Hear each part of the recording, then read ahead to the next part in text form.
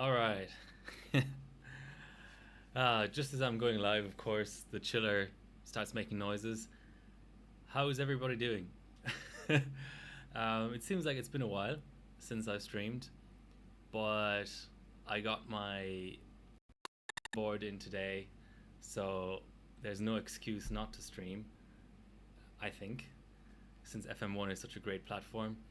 And just to make it all a little bit more obscure, even than FM1 already is, the chip I have in there is not an APU. So I always thought that the FM sockets were made for APUs, but clearly there were enough broken APUs for AMD to also sell just regular CPUs. Um, yeah, so I've got my chiller set up. Um, the actual thing that I'm going to be benching for is Team Cup, of course. It's this stage, so it's GPU Pi 100M regular. And what's slightly interesting is that some people, I think, have been running the legacy version, but I'm getting the regular version to run, just version 3.2. So I might test that later, but I would assume that it's going to be faster. So I don't know why people have been running legacy versions. Oh, this guy is on 3.1. I'm trying to think what I saw. I think it might have been the Ukrainians. Maybe I'm just misremembering things. Yeah, 2 minutes 40 sounds slow. Is this like... So how's everyone doing? It's been a while. Last time I streamed was the 18th of August.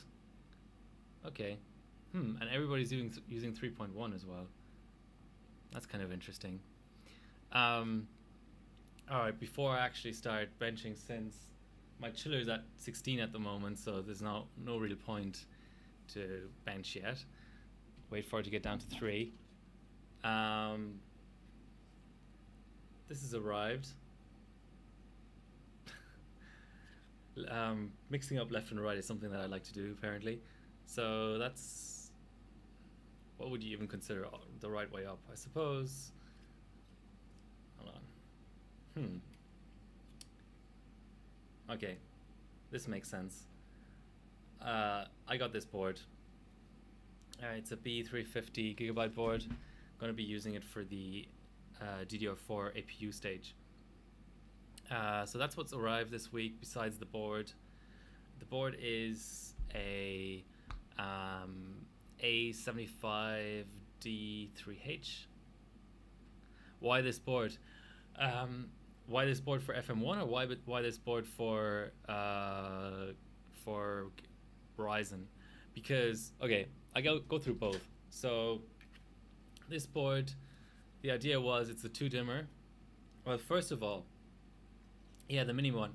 So by far the 2 best boards on LN2 for regular CPUs on Ryzen are the Crosshair 6 Hero and the Crosshair 7 Hero, but they don't have display out. And the actual stage is, I can go to it now quickly, is actually APUs. It's Firestrike. So you've got to have display out because there's just no way to bench 3D without display out. Let's go to this stage. Yeah, so it's DDR4. It's integrated integrated GPUs only, and it's Firestrike. So you need a board that has display out. This board has display out, so it's got DisplayLink and HDMI. I don't think it has DVI or anything like that. Yeah, it's just got those 2. That's fine. That's good enough because, yeah, I mean, I'm not really gonna need anything else. I mean, I'll have to see how the APU behaves full pot, because the CPU section of the Ryzen APUs will go full pot no problem. But the thing about the GPU part is I would expect DisplayPort not to go full pot, and HDMI I'll have to see how it behaves. I might have to, I don't know. I hope it just goes full pot. I might have to heat it a bit or something. Does it have more than one face for the APU? That's a good question.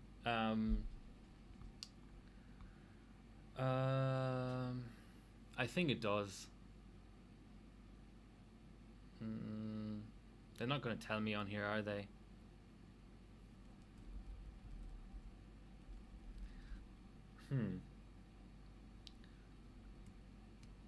Yeah, I would have to check that, but I think it does.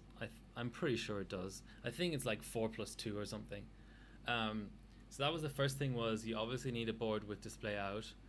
The second thing is, I was expecting to maybe get a bit of better DDR, because in one sock phase won't clock too much. I was expecting to get maybe a bit of better overclocking for RAM, because it's a 2-dimmer, and you know the DIMM slots are nice and close to the socket and stuff. But that's just, I mean, if I was going to get a new board anyway, the way I was thinking about it was, well, there is no board with guaranteed no full pot issues, so I may as well get an ITX board because they're cheap and they have only 2 DIMMs and stuff like that. I've done, obviously the VRM is tiny. It's like a miniature VRM. I don't know if that's going to focus, but it's got quite good components on there, but I will have to find a way, and it's going to be tricky. I mean, I may actually have to run without the socket heater, just because I don't know how I can. I mean, fine, I can put Vaseline in between on the PCB, in between the VRM and the socket. Like the issue really is you're trying to sort of, I don't know how to just explain it even. It's like you're trying to have airflow over the VRM, but then with the heater you might, I don't know, you might get a little bit of condensation here because the heater actually heats up the socket. I don't know, I'll have to just test it. I think that realistically the way to run this board on LN2 is to just like keep vCore just stock and don't bench, so don't put any stress on the VRM, and just see how it behaves at the different temperatures. Oil PC, no, not an oil PC, an LN2 PC. 95% of AM2 boards, AM4 boards, could be, but anyway, I'm not a big believer in the whole idea of VRMs holding you back in terms of overclocking. I've gone up to on 8 cores at like 5.4 gigahertz. I've gone up to 2 volts vCore on my Crosshair 6 Hero with absolutely no cooling whatsoever and the socket heater engaged. So that means the cold won't travel through the PCB to the VRM as well as it would without the socket heater. Yet I just had an open bench setup. I had 0 cooling on the VRM, and I didn't disable like the thermal shutdown or anything like that, and I never had an issue even in GPU Pi 1 billion, which is quite a hot benchmark as multi thread benchmarks go. Don't try this board. Don't try this at this board, K. Okay, yeah. Yeah, Crosshair VRM is overkill, but the thing is, when the Crosshair 7 Hero came out, the difference that people pointed to between the 6 Hero and the 7 Hero was, oh, it's got a better VRM. But I'm like, the biggest CPUs that exist for this platform are 8 core, and I've run it at 2 volts without cooling. How much better of a VRM do you really want? I mean, maybe what people are getting at is, oh, it's got so many phases that its logic will shut down half of the phases. It's like getting a V8 in a car, and being happy about the fact that it shuts down 4 of the cylinders 95% of the time. You know, why not just get a V8 V4 4-cylinder car? The 7 is the 7 is even more overkill than the 6. So my early findings with this board are, I can get 3800 RAM working. I can't get to 3866, and it doesn't have BCLK overclocking. So that's kind of a mixed bag. I don't have my APU yet. The 2400G is still in the post.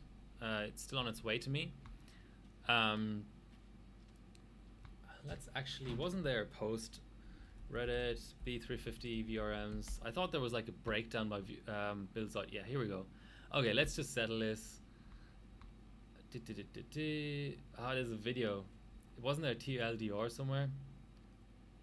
Oh, how can I collapse stuff anymore? What the hell? What's going on here? TL. There was no like breakdown in article format. B350 boards are fine for overclocking even 8-core CPUs. You want airflow. Anyway, I'm not going to be concerned about it. I really am not. Okay. So, I'll see how it goes with this board.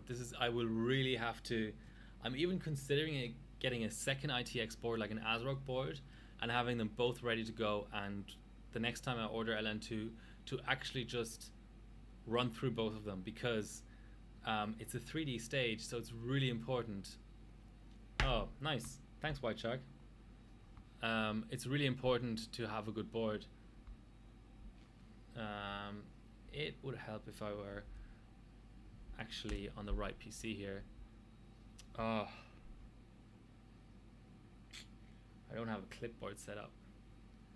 And of course there's no chat history. Can you just paste the same link again?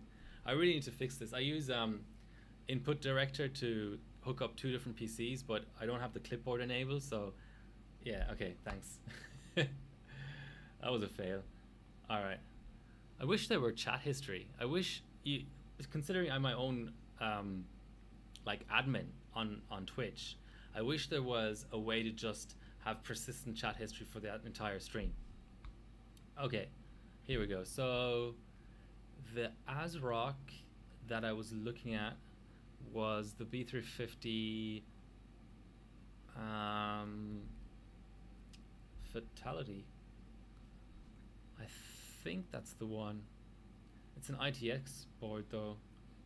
Is any of these columns actually the form factor?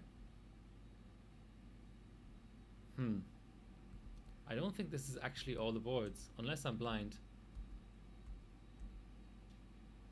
Yeah, okay. So this is the other board I'm looking at. So this board has echte Phasen. Oh, it's in German. Nice. 3x2. So I imagine that means 3 vCore phases and 2 APU phases, or like SOC phases. That's okay. Yeah, so compare that to like 4+2. Oh, the crosshairs are only 4+2. Must be just more powerful phases. Okay, Gigabyte. It's a gaming board, and it's an ITX board. So it's the, sorry, yeah, it's this one. Oh, 3+2, 4+2. Okay, international rectifier. Okay, that puts that whole discussion to rest. Yeah, so I might buy the ASRock board as well. I was actually kind of hoping that on 2nd gen Ryzen, I put the 2700X into the Gigabyte board. I was kind of hoping it would go higher, but 23 phases, yeah, that's just rubbish. Anyway, we'll see. My 2400G should arrive very, very, very shortly, and then I can, you know, I can really work it out properly. No auto zoom on this. Okay, so let's go into BIOS. What's our temp at? We're at 8 degrees.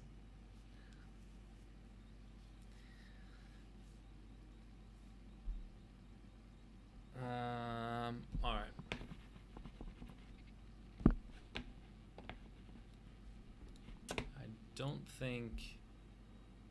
I think my power plan is off because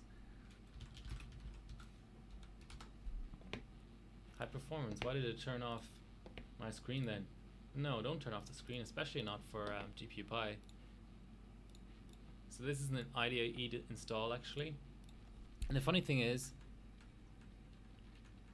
it chokes on the single 8-pin. Yeah, probably.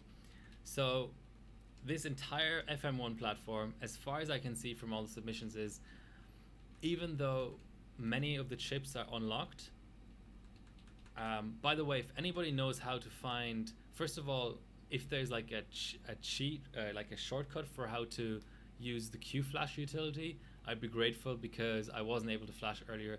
And the other thing is, I don't know what BIOS revision I'm actually on. I should probably like enable slow boot or something to find that out.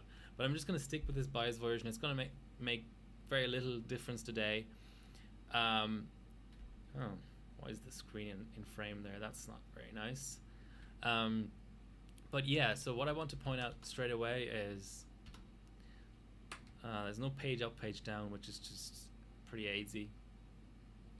47 is the max mult for this entire platform, and even for the top bin, which was the Athlon 3870K, even for the top bin,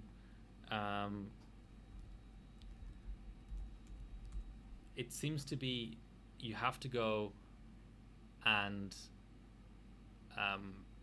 overclock using the BCLK above that. So that's kind of interesting. I seem to be dropping frames. Let's bump down the bitrate a little bit. Alright. Yeah, I'm really dropping frames. Okay, it's better now. So that's a consideration for, yeah, doublers. Of course it's doubled.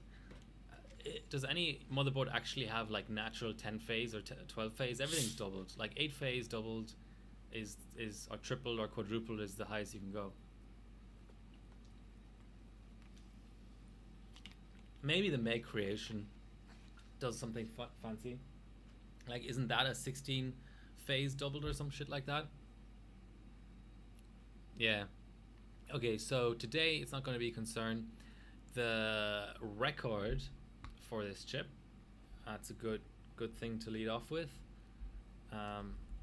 is actually quite low. It's just on just regular water at 3.8 gigahertz, I think. Matrix Lightning have 12 phases, but that's GPUs. GPUs are different, clearly. So our good friends over in the Ukraine, Stinger Yar, one of the leaders of the Ukrainian team. So it's at 3.77. So that's going to be our target. And just to note, batch and reduction size they used was 2M and 128. And also GPU Pi 3.1.1. So if I'm seeing some sort of weird thing where it's just way slower, I'm going to switch to that version. But I don't expect that to be the case, actually. So where do we want to start off? I think 35 mult. By the way, RAM overclocking, I have hypers in there, but I'm not going to do very much with them. I'm going to leave them at 1333, but just to note, the top memory multiplier ends up at 1866 on this platform. Nevertheless, let's actually go to that submission. This is fun. The DDR3 frequency record at one point was actually on FM1 by, Christian Ney, of course. Who else? Hi, Rani. So, go here. Where's our memory? Memory. Of course, at the bottom. So, socket FM1. So yeah, almost the entire first page is all Christian Ney. But there was a comp at one point, and the interesting thing is that 4000 was never broken on this platform.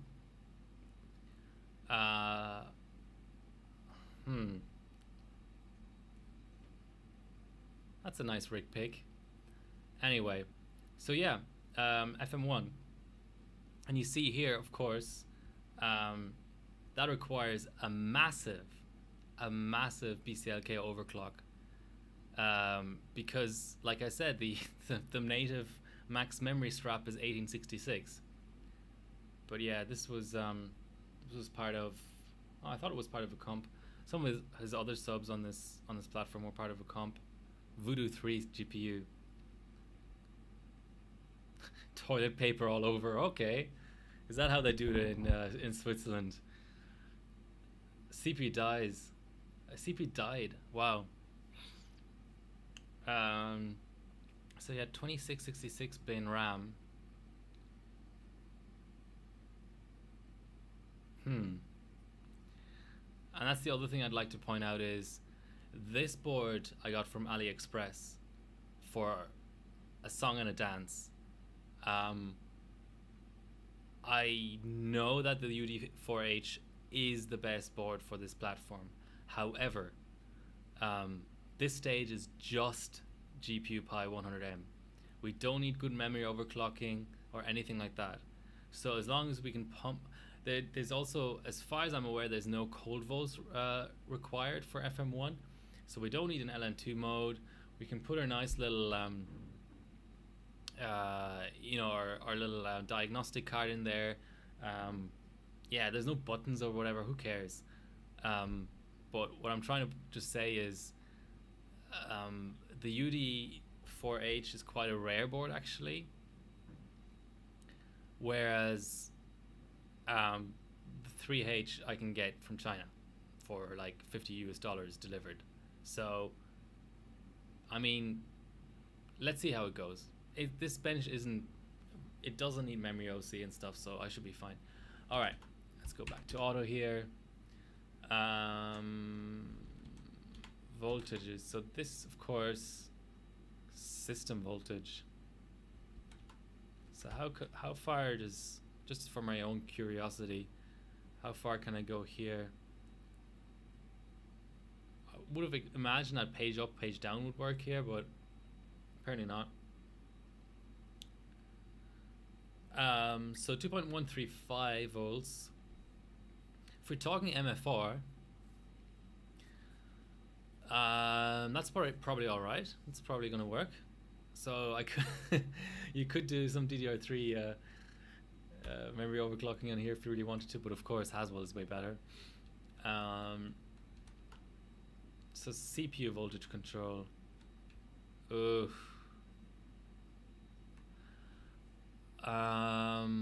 0.6. So let's check what stock is. Stock is 1.425, at least according to. Oh, CPU temperature is at 0. Wow. These temp probes are just gonna turn up my heating. It's so damn cold today in Sydney. It was like 13 degrees. Talking about heating, the other day I had Threadripper 3-way crossfire with the 1500 watt power supply, the 500 watt chiller, and a 2000 watt heater, all on the same six socket extension cable.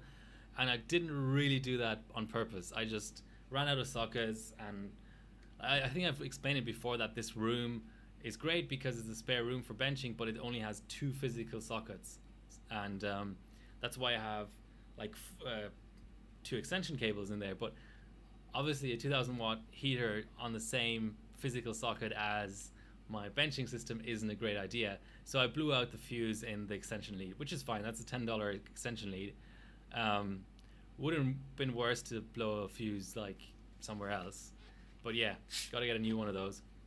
But now my heater is on a separate socket to my system, so that's good.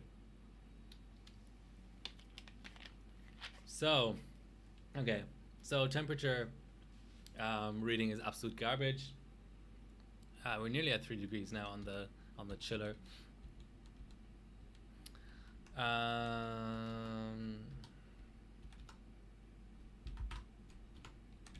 Smart fan. I actually have a fan over the VRM because it's completely naked, so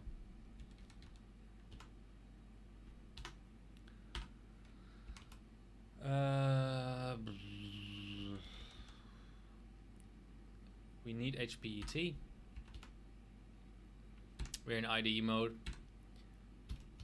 Disable LAN, disable audio. The situation with the USB is kind of dicey. I only have 2 working said fan is not spinning.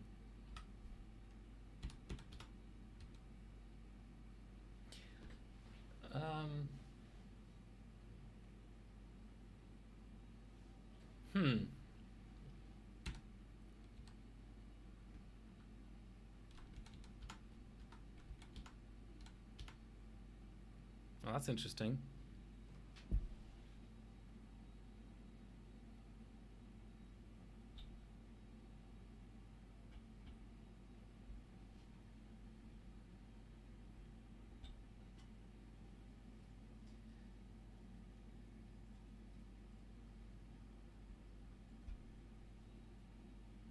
Oh, that won't reach. Come on, give me fan headers over here. Okay, there's another header here underneath all this towel. Oh, it's a high amp one. Okay, the aim is to position the fan without sucking some blue shop towel into it. I'll probably fail, but let's try. Let's try.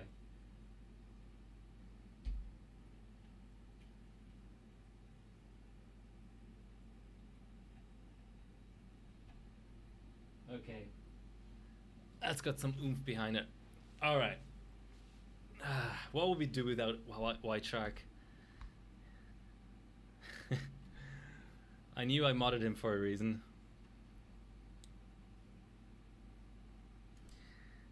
All right.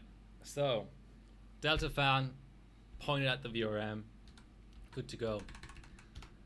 All right.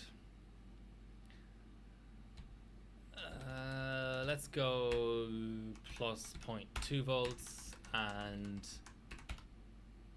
I should probably try and set up Easy Tune, but it usually doesn't work.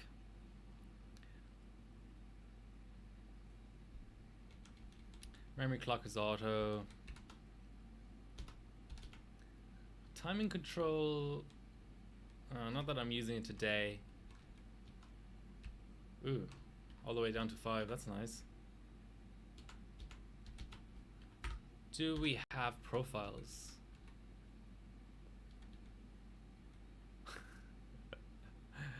Maybe the UD4H has profiles.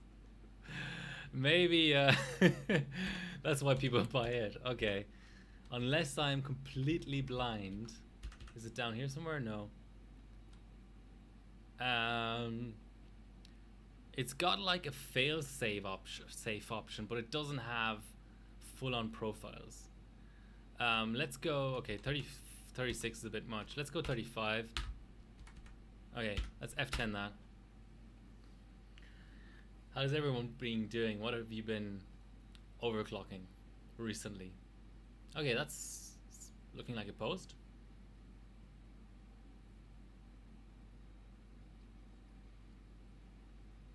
That is actually looking like a post.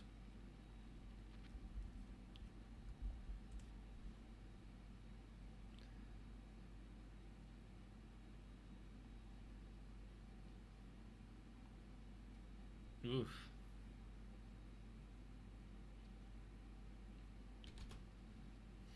Interesting. Let's just try it again.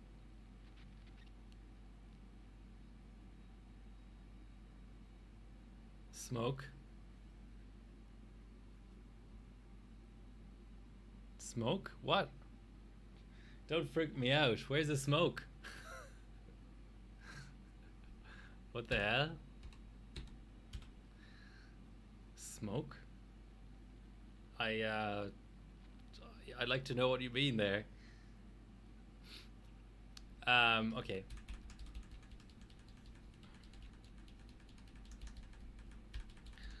Let's go down a couple of moles.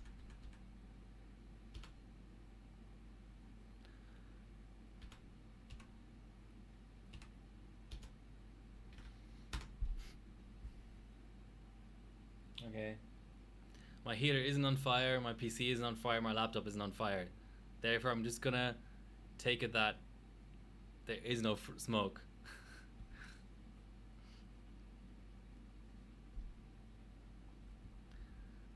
Okay, wheat strain. Alright, fair enough. White Shark is a username. He's in chat. Barney of the Rubble. Nice username as well.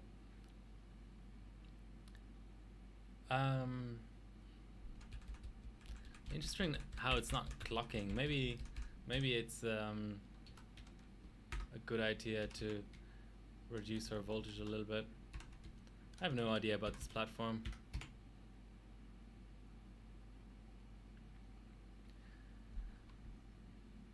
Nice. Come on, Windows. I should disable launch up repair on all my images. That looks more promising. Disk checking.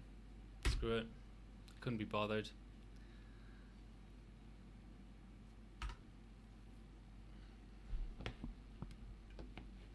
Dual socket, nice.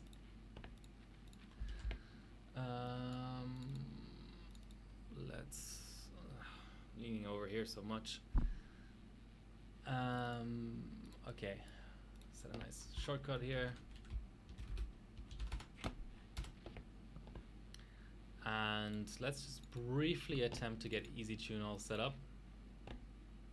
I don't know if overdrive works. I don't think it does. I think that came in later, but you can give that a shot as well. 9 viewers, nice. A lot of new people too, which is always nice. Okay, come on, Easy Tune. The worst overclocking utility ever, but if it's gonna give me multiplier and vCore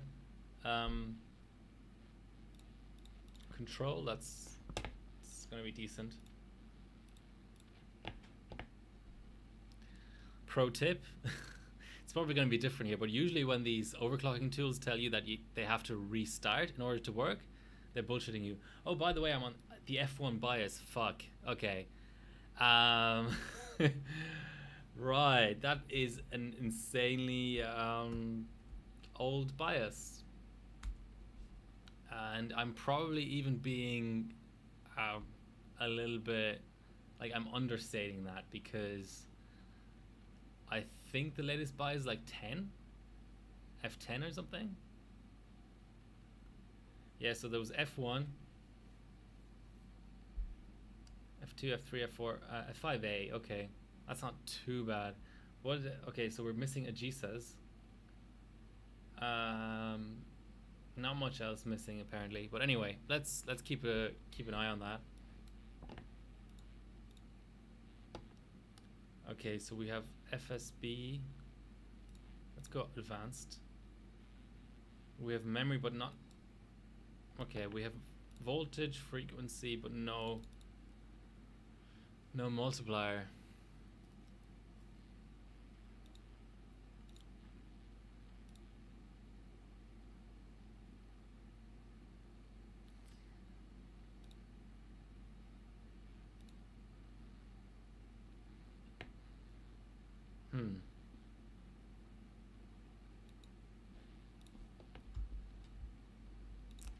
Let's just briefly give overdrive a go.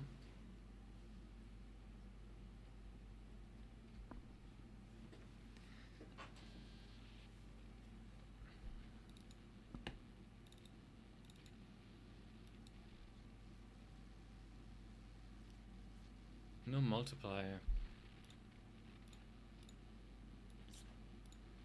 And that's more or less the most important thing. I can set voltage too high in bias and then just work around it, but having no multiplier.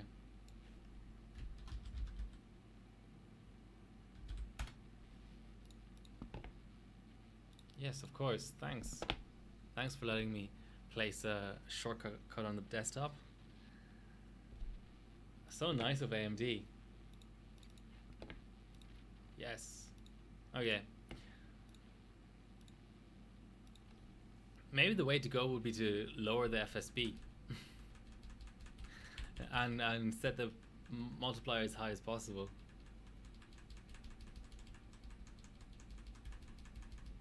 I wonder how low I can set the FSP.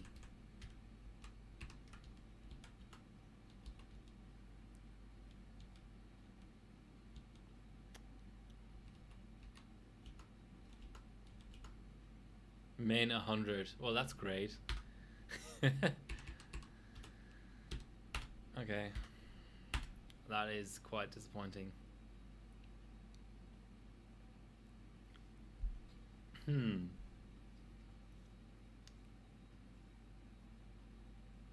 thing is too that Windows 7 boot up is quite heavy, so you could conceivably pass GPU Pi 100M at a setting which you can't boot at, so that's quite limiting. Well, there's 34 mult. Maybe I just set the voltage too high. Not being able to drop BCLK is a bit of a bummer.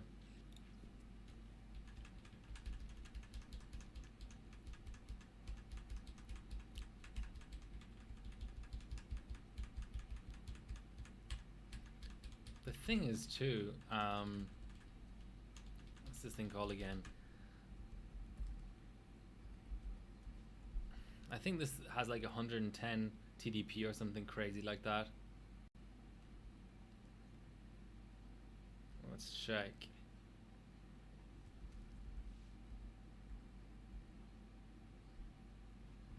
Okay, here we go.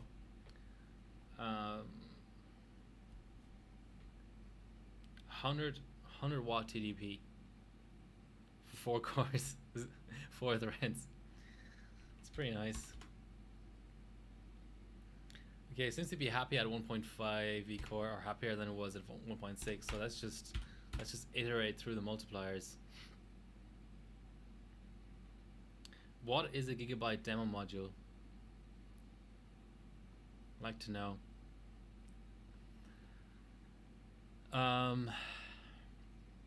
If I can boot the 37 mult, then I can beat the current top result at least.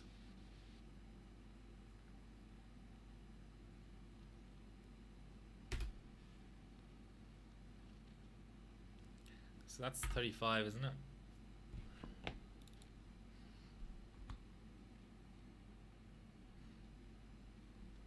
Okay, that's 35 mult. Just make sure that it's also bench stable, or I don't know, not really bench stable, but you know.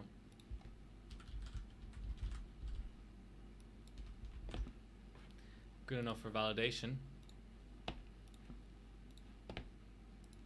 I always forget to set all this crap. Oh yeah, that's good. No, I want XOC on, damn it.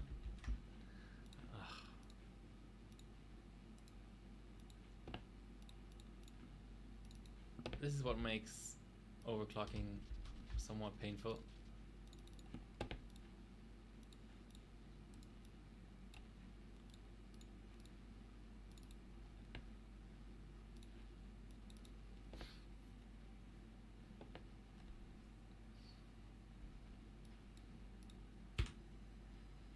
Okay, that validated.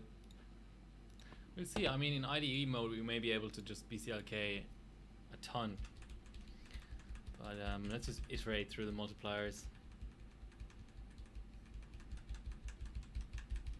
I think about 3.8 gigahertz is the max valid currently.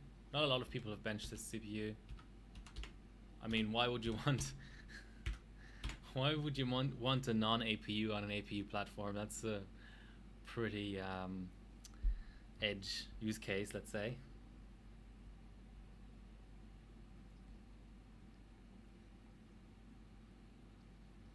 Net drop.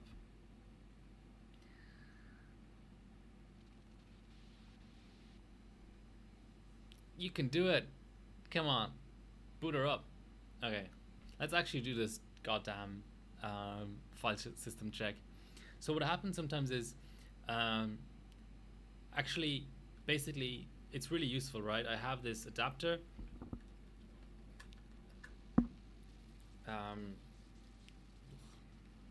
this thing.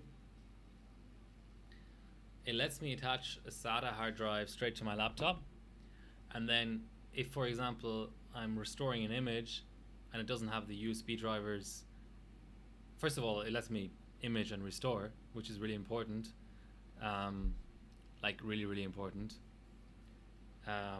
Otherwise I would be installing Windows over and over again a billion times. But also in this case it was nice because after the image restore I realized I had 0 USB ports, and this board only has 1 PS2 port. So it let me like copy over the USB files, USB driver files, and then use the keyboard only to install the USB driver in order to be able to attach my mouse and 1 USB stick. And that's all I need, really. Let's get rid of damn overdrive. It's annoying. So maybe the multiplier thing is unlocked now, actually. Maybe it did need a reboot. Come on, Easy Tune.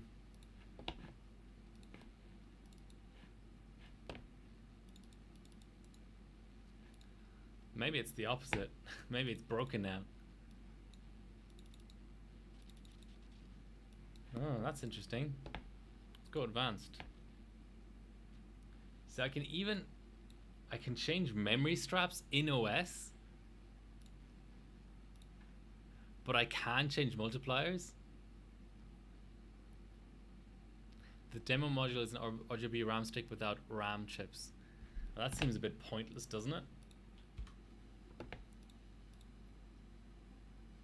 Okay, that's 36. We're getting close. Let's maybe, yeah, I don't know what was happening at the higher V-core. I would have thought that the chiller would let it work, but whatever. Let's roll with this. I'm fine with this. So that was the 36 mult. Once we can boot 37, we should be able to beat the current record here. Damn, it's cold. Come on, heater. Help me. Get warm.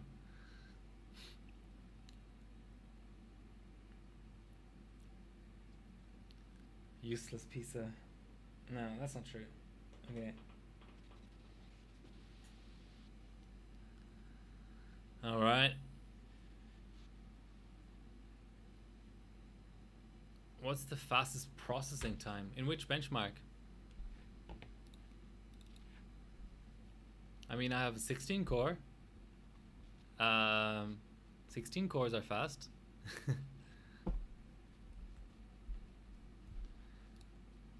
Okay, let's actually validate the fact that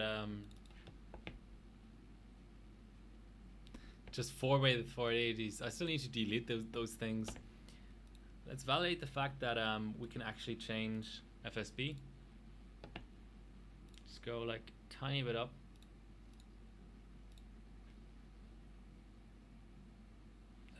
Set.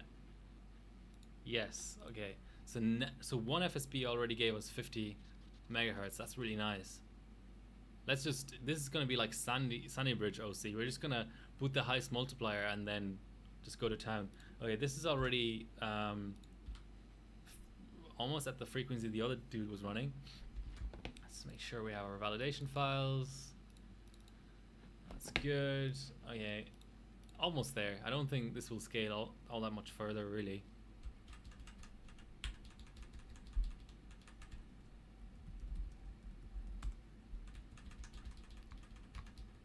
Here's our weather.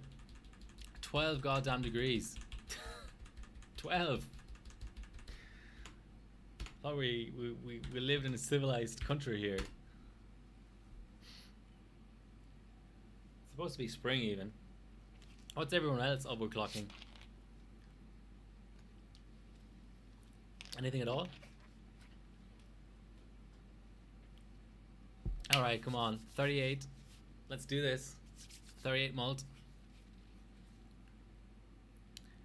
Okay. Come overclock in Canberra. Okay, so you're from Canberra. Here's our first blue screen. So give 38 another shot by just slightly upping the V-core. It got far, it almost booted, but 37 will be fine.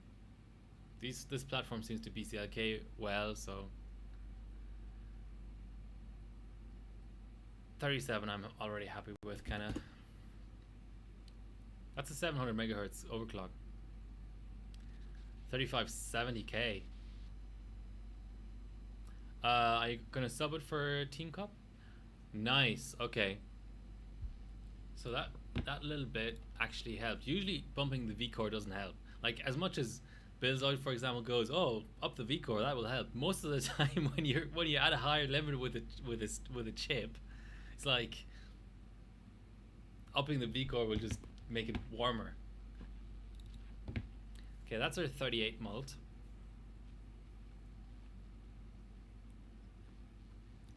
Let's go to town.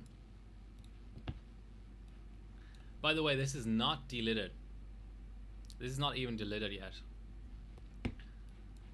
So, in watching back some of my streams, I noticed that the main feed is like really small. Can you actually read the writing here and stuff? Like, obviously when let's actually up the quality here. Let's go to 720p and see if I can read it. Oh, that's not bad. It is kind of like being squashed by the output though. You can't read it. Okay. Let's check something. So all we need is, we actually just need 2 CPU Z windows and GPU Pi. That's all we need. So everything else is just a waste of space. Let's go down to what's a good res to run?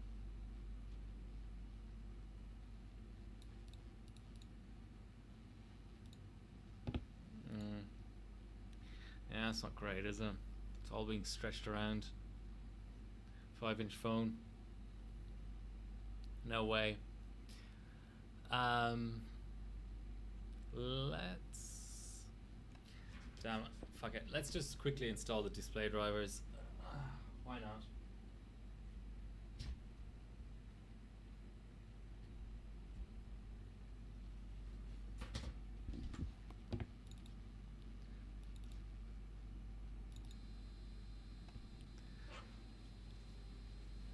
Get a bigger phone.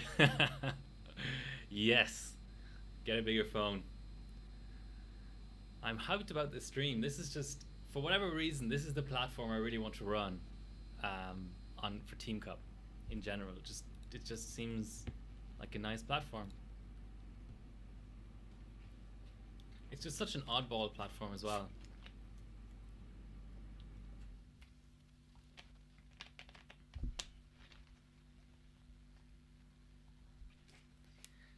Installing NVIDIA display drivers, always great.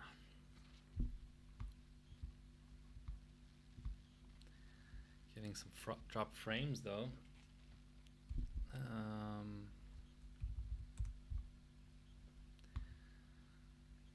Get a bigger phone. Yes, check my system compatibility, please. Clearly, I would try to install ATI drivers on an NVIDIA card and vice versa. That's the way it works, isn't it?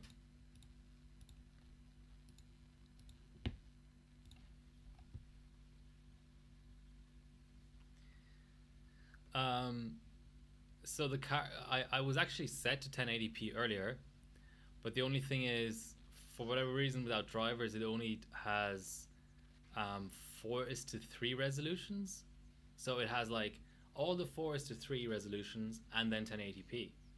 It doesn't have 720p or whatever, and I want to drop it down to 720p because the scaling seems to be really off for some reason.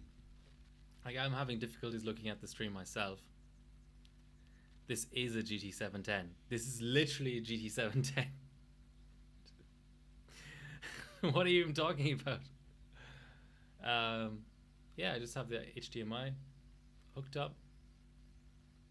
Out of all of the GPUs that exist, you actually randomly just mentioned the exact GPU I have. It's kind of funny. Interesting thing is 117 watt TDP. I wonder if they just didn't bother to change like the registers inside the CPU for an Athlon rather than like an Athlon 2, like the one with the GPU disabled. Because I would imagine that a 4-core on FM1 on 32 nanometers with the iGPU completely fused off, like this one, wouldn't actually have a 117 watt TDP. Let's go back. See, this chip is a 3 gigahertz chip, okay? Down here we have a 3 gigahertz chip with iGPU, and it has the same TDP. So I think AMD just was like, screw it, we're not changing the registers inside the CPU.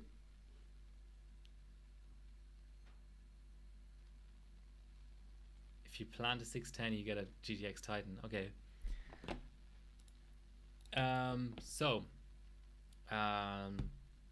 Let's check our resolutions. Yeah, see, now I have 720p.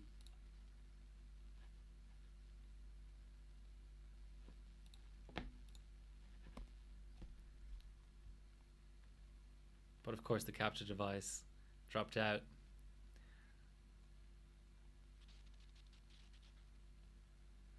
Hoping, yes, here we go. Alright, I think that's a bit more reasonable. Let me know if you think it's just really weird looking or whatever. But I think that's more legible basically. Okay, let's get a 3.8 gigahertz validation. Let's actually also check what the current record is. The current record is the exact frequency I have on screen at the moment, 3799.79. Okay, easy tune, it's your time to shine.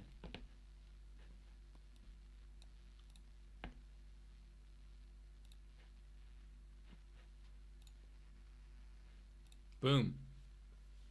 That's a hardware gold, if I can validate it.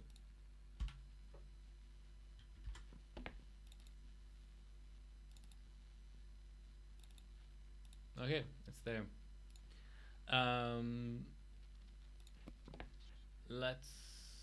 What should I do? Let's throw in the first GPU Pi run. What was it?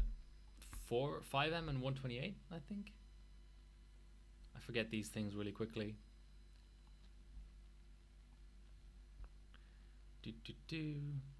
Come on, internet. 2M and 128.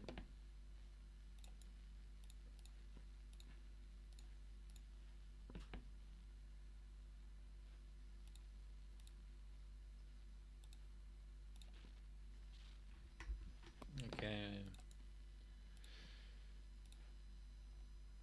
I'm just gonna start a stopwatch as well, just to make sure well, 1 minute 41. Let's do it anyway. Let us do it anyway, just so we know when it's failed. So this guy's first batch was 5 seconds. My first batch is 3 seconds. I don't think GPU Pi 3.1 is faster for some reason. Because I'm only, what was it, 100? Yeah, I'm only like 80 megahertz faster than this guy.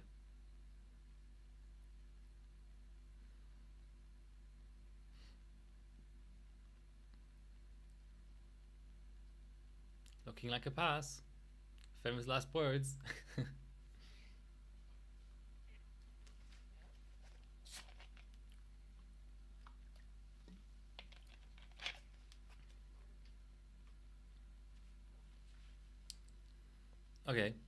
That is, what am I even, what? I don't really comprehend what is going on here, because so that was a 100M run, right? And I'm at 53 seconds. And okay, just to be completely transparent about it, like just to be bleeding obvious about it, I'm at 3.841.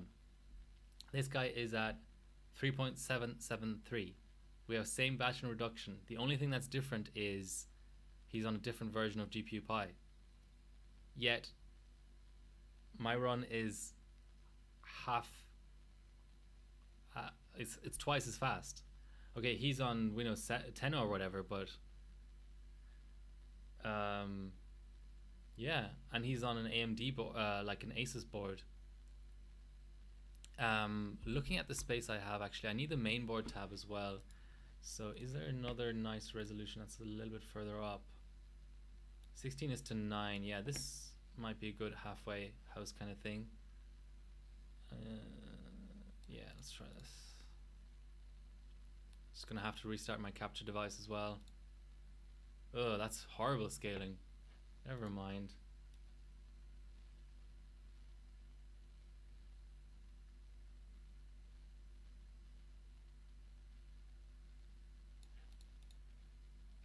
Just checking, trying to find a resolution that just occupies the entire screen. Man, that's bad.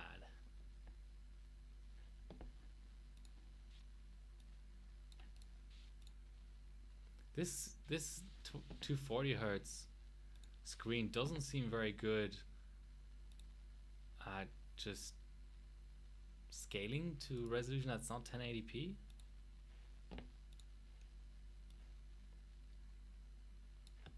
Let's try this. Whew. Wow.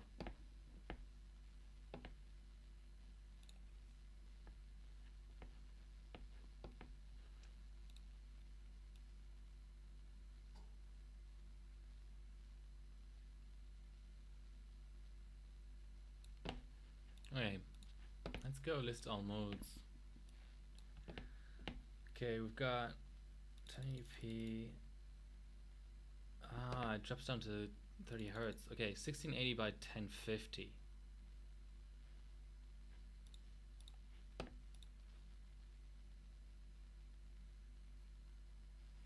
That's more like it. Ooh. Wrong bit depth. 256 colors. When's the last time you saw that on stream? I don't want 256 colors. What the hell? 1440 by 950. Surely. Okay, this is very reasonable. Now I just have to restart my capture device. Apologies for that.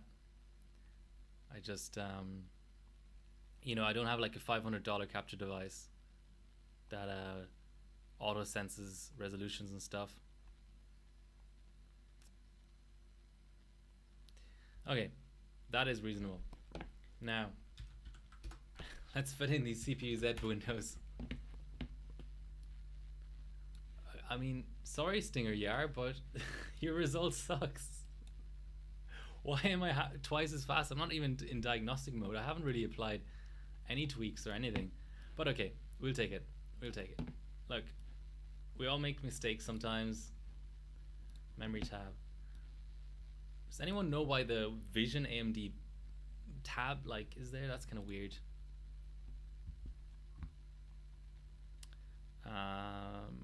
Order top. Okay.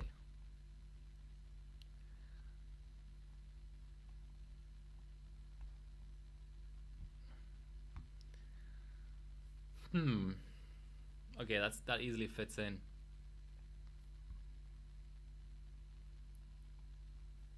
As my bitrate wildly fluctuates. Okay. Let's save that.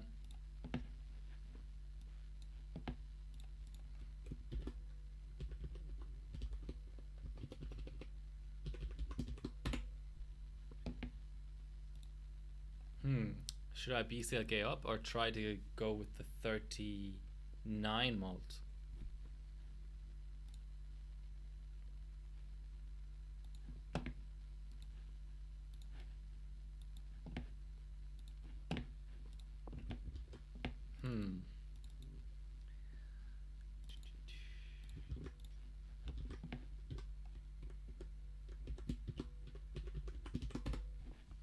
Let's try 39.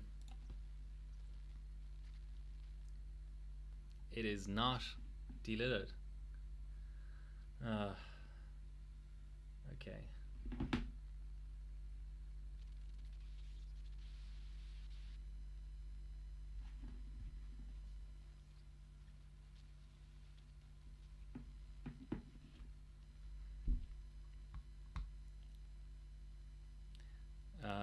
My stream just completely dropped.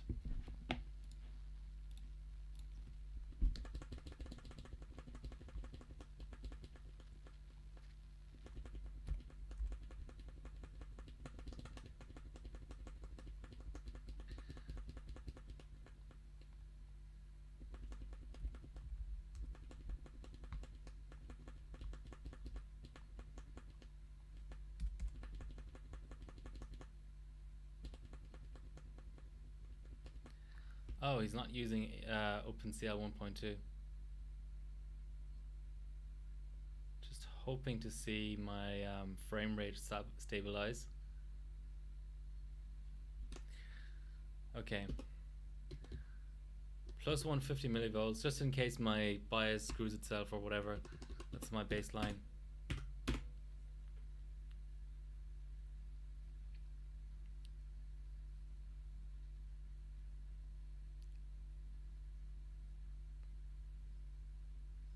You can do it. My capture device is out, but I can tell you what's happening. Alright, I'm at the glowy balls. Let's give it a bit more voltage. We'll see. There doesn't appear to be an LNC setting, actually, which is interesting.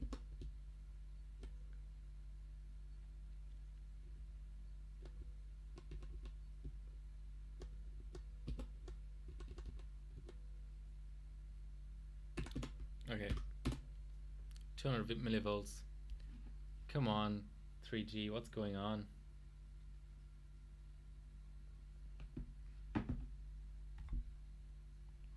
Or 4G rather.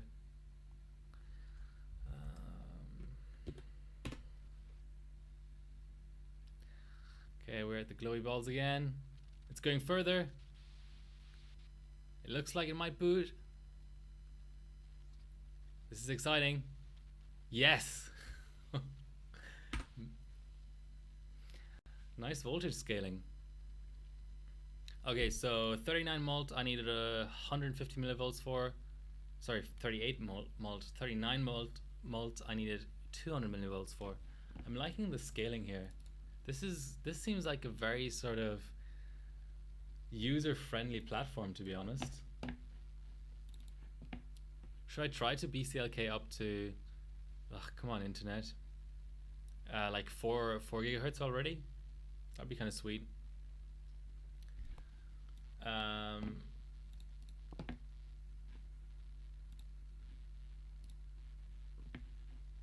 Boom.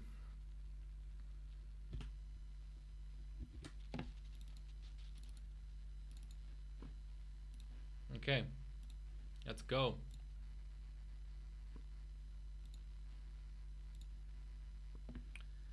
That is 4 gigahertz. Easy as that. And it's validated without any issues whatsoever. Ugh. Yeah, whatever.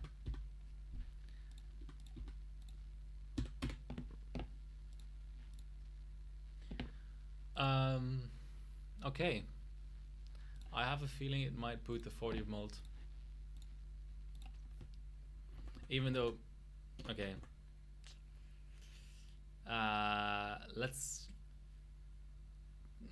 try.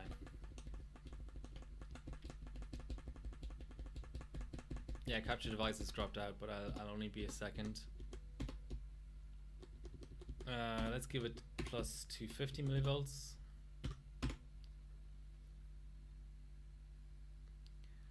Heat could become a concern here.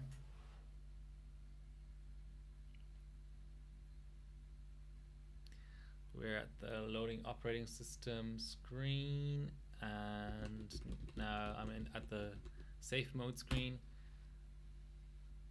Glowy balls, not even close. Okay, 39 with 200 millivolts. That's completely fine. We can just BCLK the crap out of it.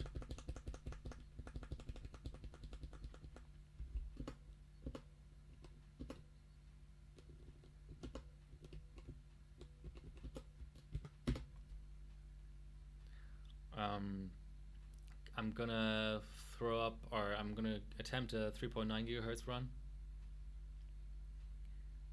and yeah, maybe even all the way up to 4. Who knows? See how it goes. Well, that's slightly disappointing, considering this is the exact setting I had been able to boot previously. Just give it another attempt. Chiller attempts are fine.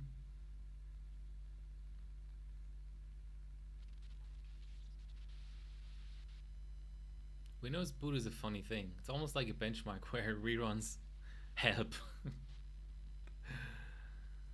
Check later. Options are cancel and check later. Isn't that the same thing?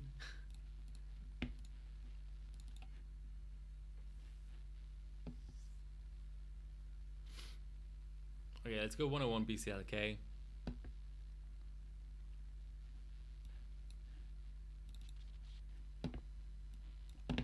Confirm it in CPU-Z.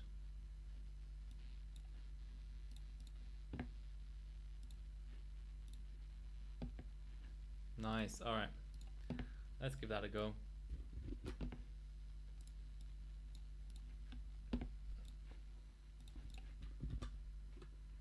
Considering this person didn't know what they were doing with HBET and all that, maybe I should try different batch and reduction sizes too, but maybe not on stream today. We'll see. That's a good 400 millisecond improvement. But also a crash. I'll run at 100 BCLK next. After that, I might I don't know, like SuperPi and crap like that. I don't see too much value in just trying to hyper optimize this now, because I'm going to delay it, and I'm going to run on LN2. It's going to be a different ball game anyway.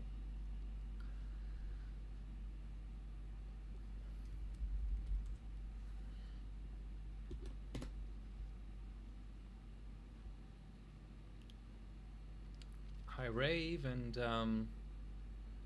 ooh, I missed that. Did that blue screen? I think it did.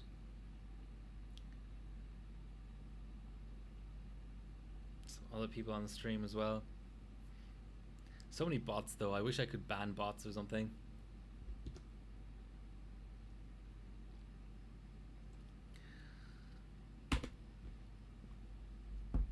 Okay. Second time lucky for the boot, hopefully. I might run 1B as well. Or 3.3 100M. Could be interesting.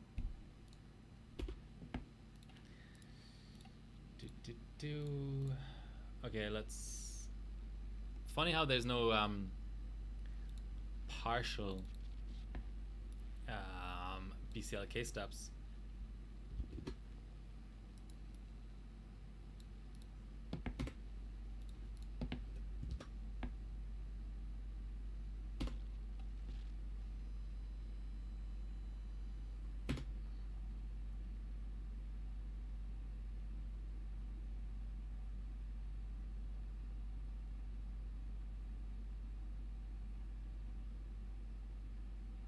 Looking better.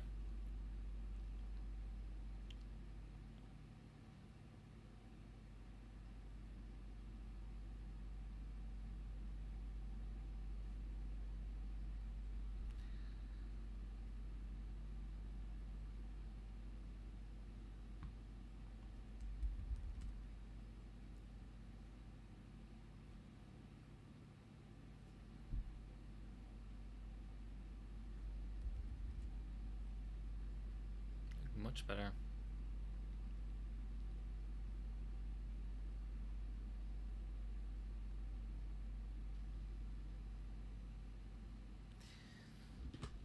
Just gonna compare that to the last result. 700 milliseconds faster. That will do.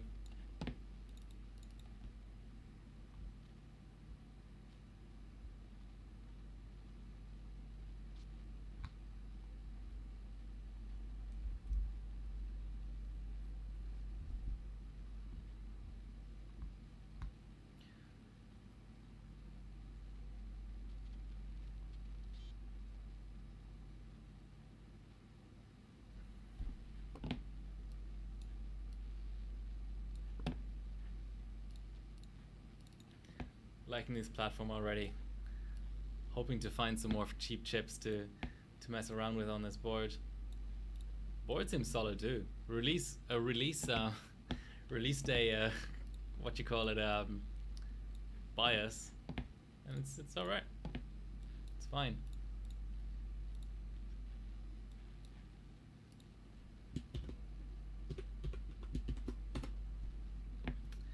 All right.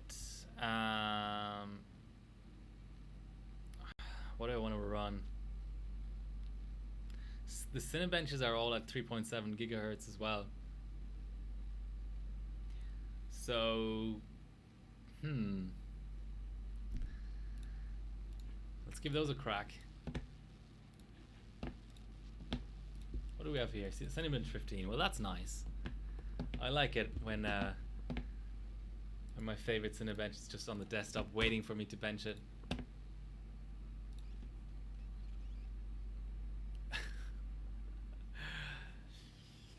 That was a very, very fast blue screen. 3D Now. I remember when 3D Now came out. That's how old I am.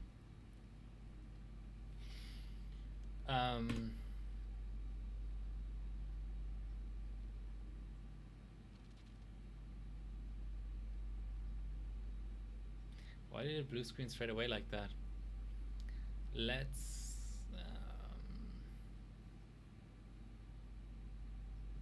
1998, yeah, that's some time ago. Let's do W prime.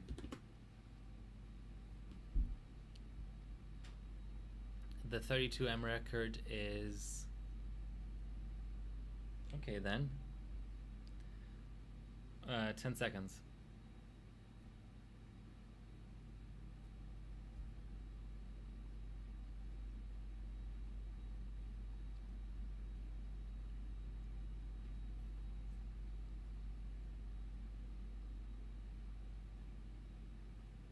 Okay, time to boot.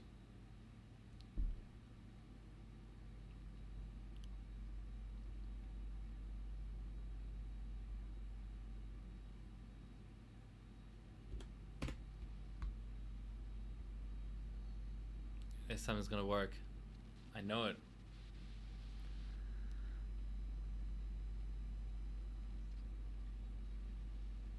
Oof.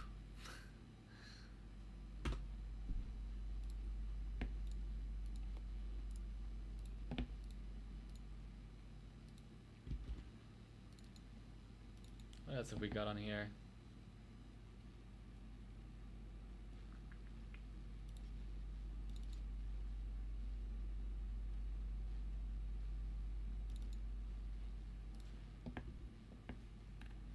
Oh, here's our beloved W prime.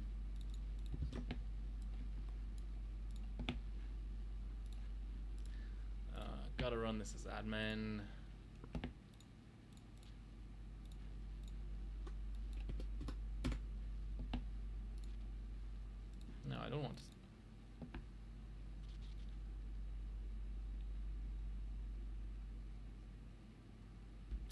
Sector shifting. What the hell is sector shifting? That's an interesting observation. I've never heard of that. 4 threads.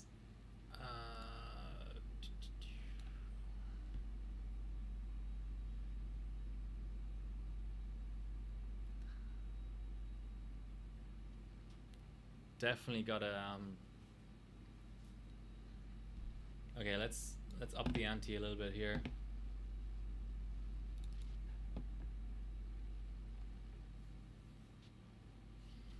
Okay, different sector of memory. So you're saying that the OS does some sort of shifting around of like the executables that are being loaded into memory? In this case, Cinebench. I'm gonna start my trusty stopwatch.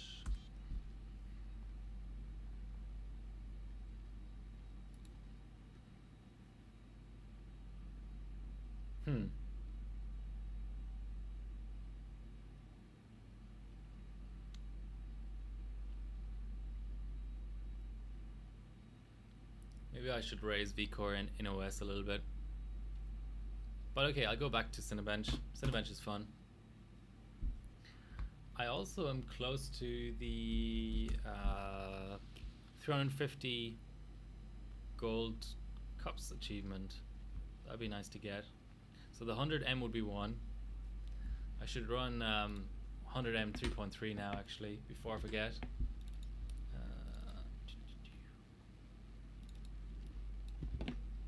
The non-legacy version.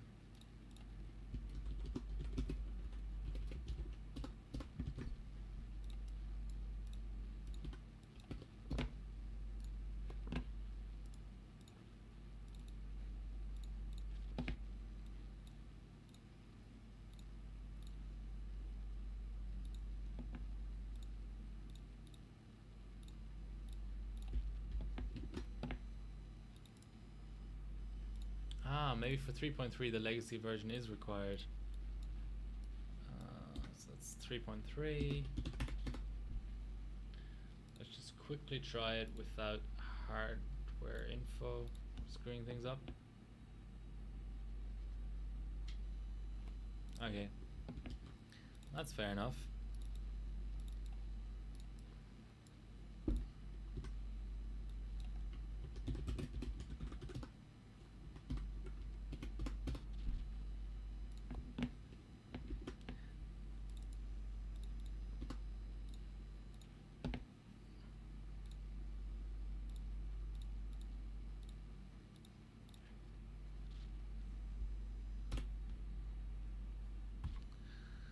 What is happening to my internet?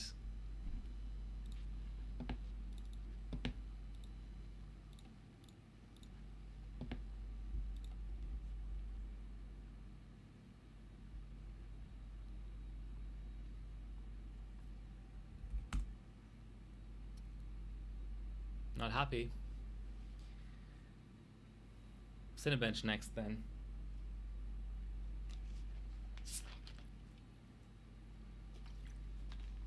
So what I was going to say was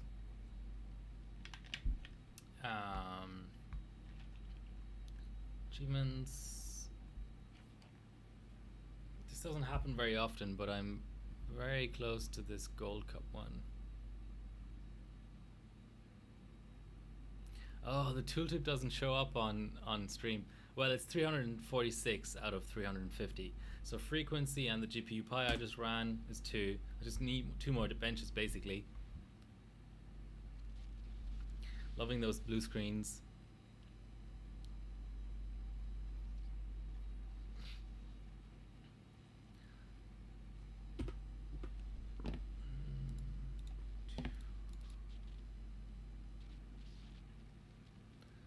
All right.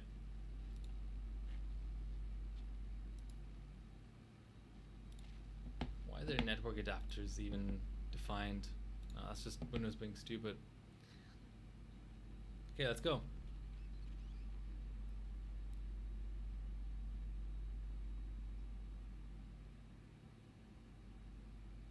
That looks like a crash.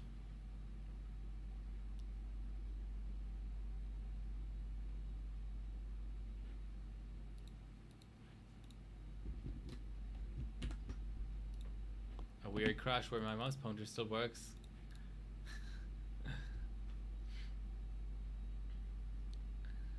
Okay.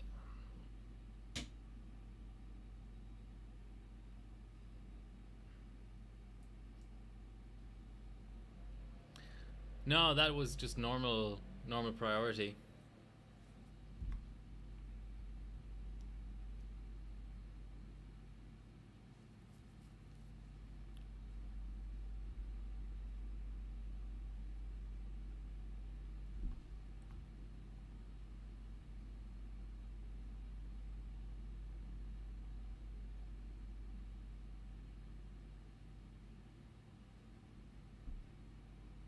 Oh, the system has experienced a boot failure due to overclocking.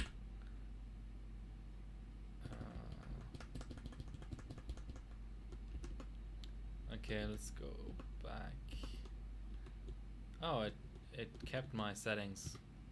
That's alright. I kept failing for that where I think it crashed, but it's just real time, so it's not rendering live. Do 3D 11 physics. Not in the mood for that. Just running all the non-RAM benchmarks here.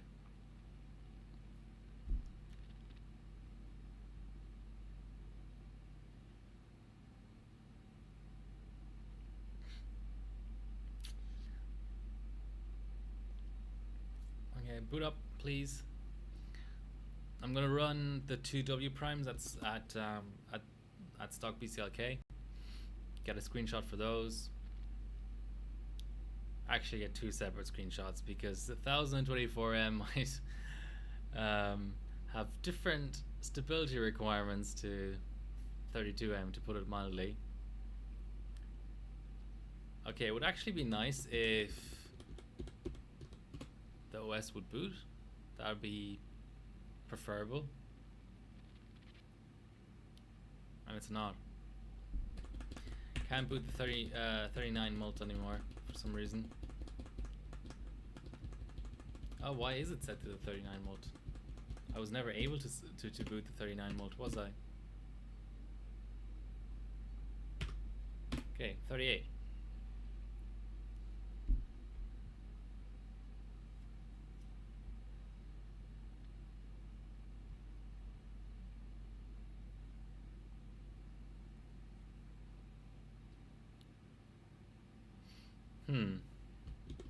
Well, I'll just BCLK up and compensate for the fact that the 39 mult is being a bit bitchy.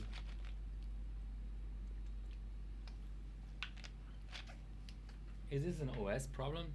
What the hell? Did I screw my OS? Why is it not? Give it a little bit less vCore. Well.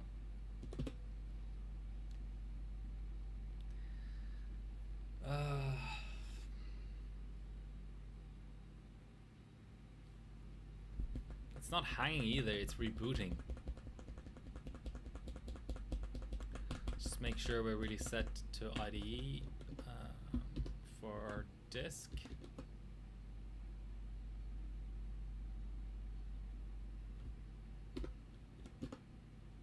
Native IDE, that's alright.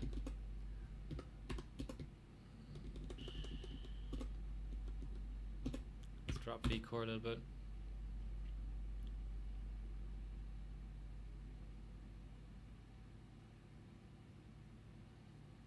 Kind of weird. I wouldn't expect this sort of thing to corrupt an OS this quickly, but stranger things are known to have happened.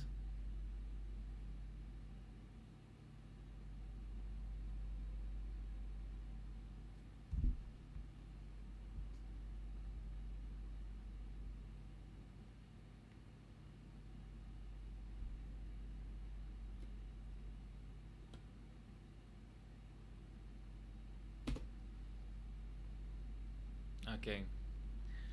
Boot, please. That was really close to booting.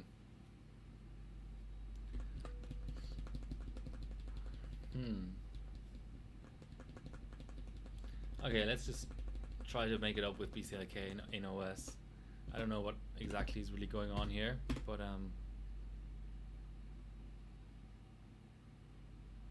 we'll see. I'm back to 37 mult now.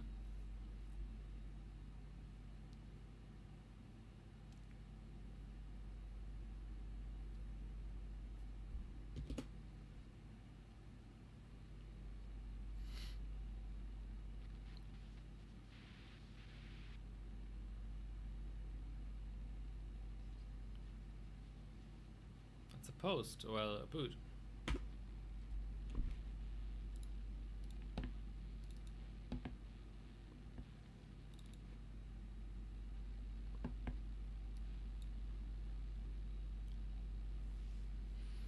Let's up the V core back to what it was, plus 200 millivolts.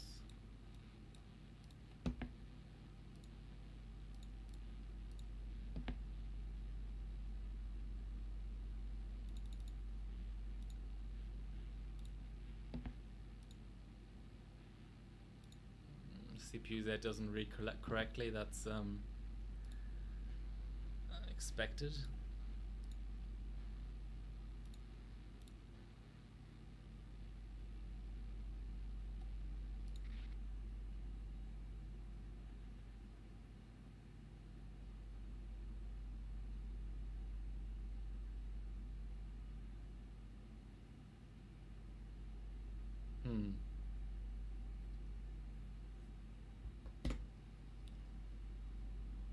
Why am I getting these odd reboots?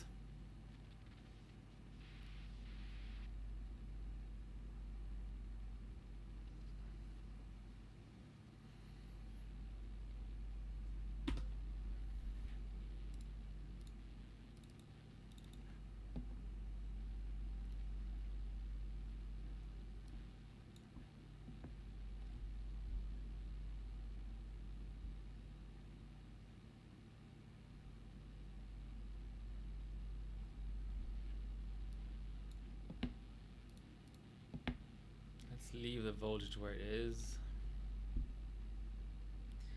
3.672 is the frequency that the W prime record is at.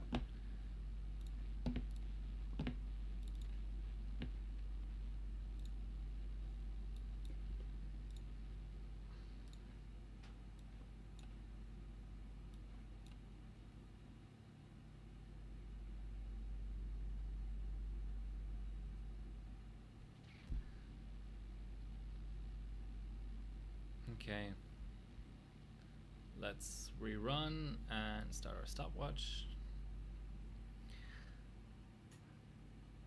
Gonna run these two benches and a quick run to the bench, and that'll be the end of the stream, I think. It's a weeknight. Okay, grab a quick screenshot here.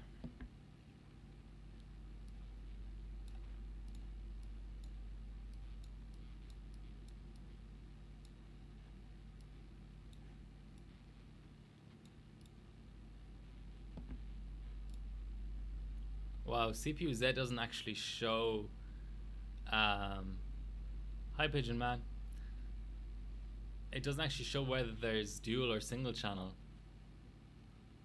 Hopefully that's legal in the competition. I mean, it would have to be, but.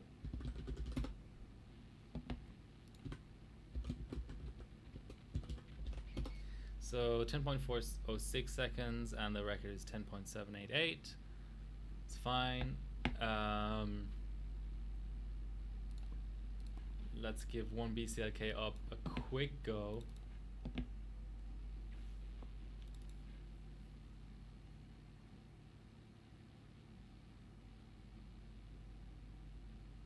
Two SPD tabs. Oh.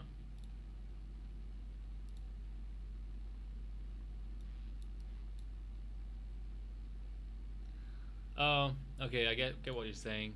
Yeah.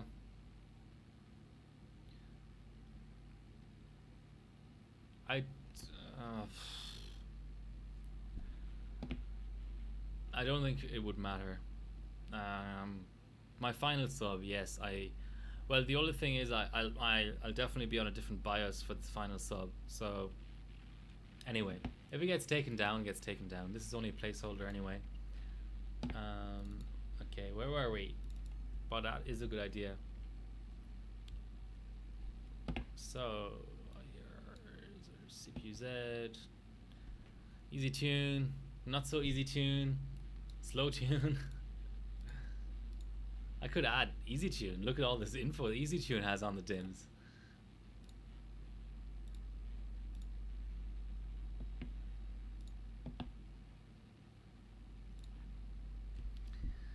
Resetting my stopwatch and running.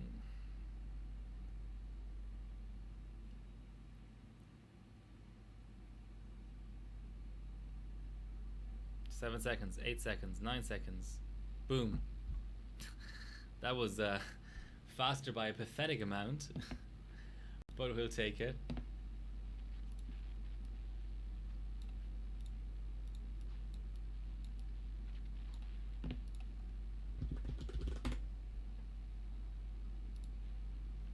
Okay, now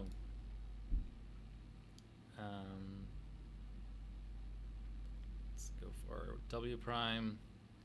Our target for W prime is the 1024 M edition. 5 minutes and 32 seconds. Timer is started. Okay.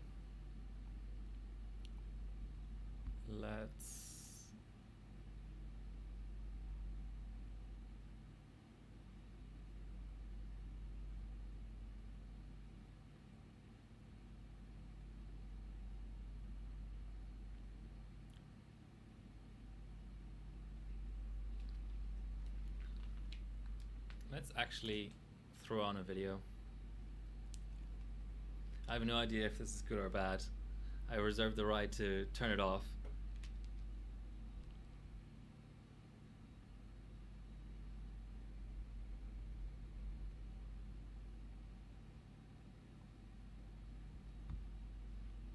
Welcome to another video. Now, with AMD's newest Ryzen APUs about to launch, I wanted to take a look back to where it all began by checking out the performance of the most powerful APU in the first generation desktop lineup, the A8 3870K.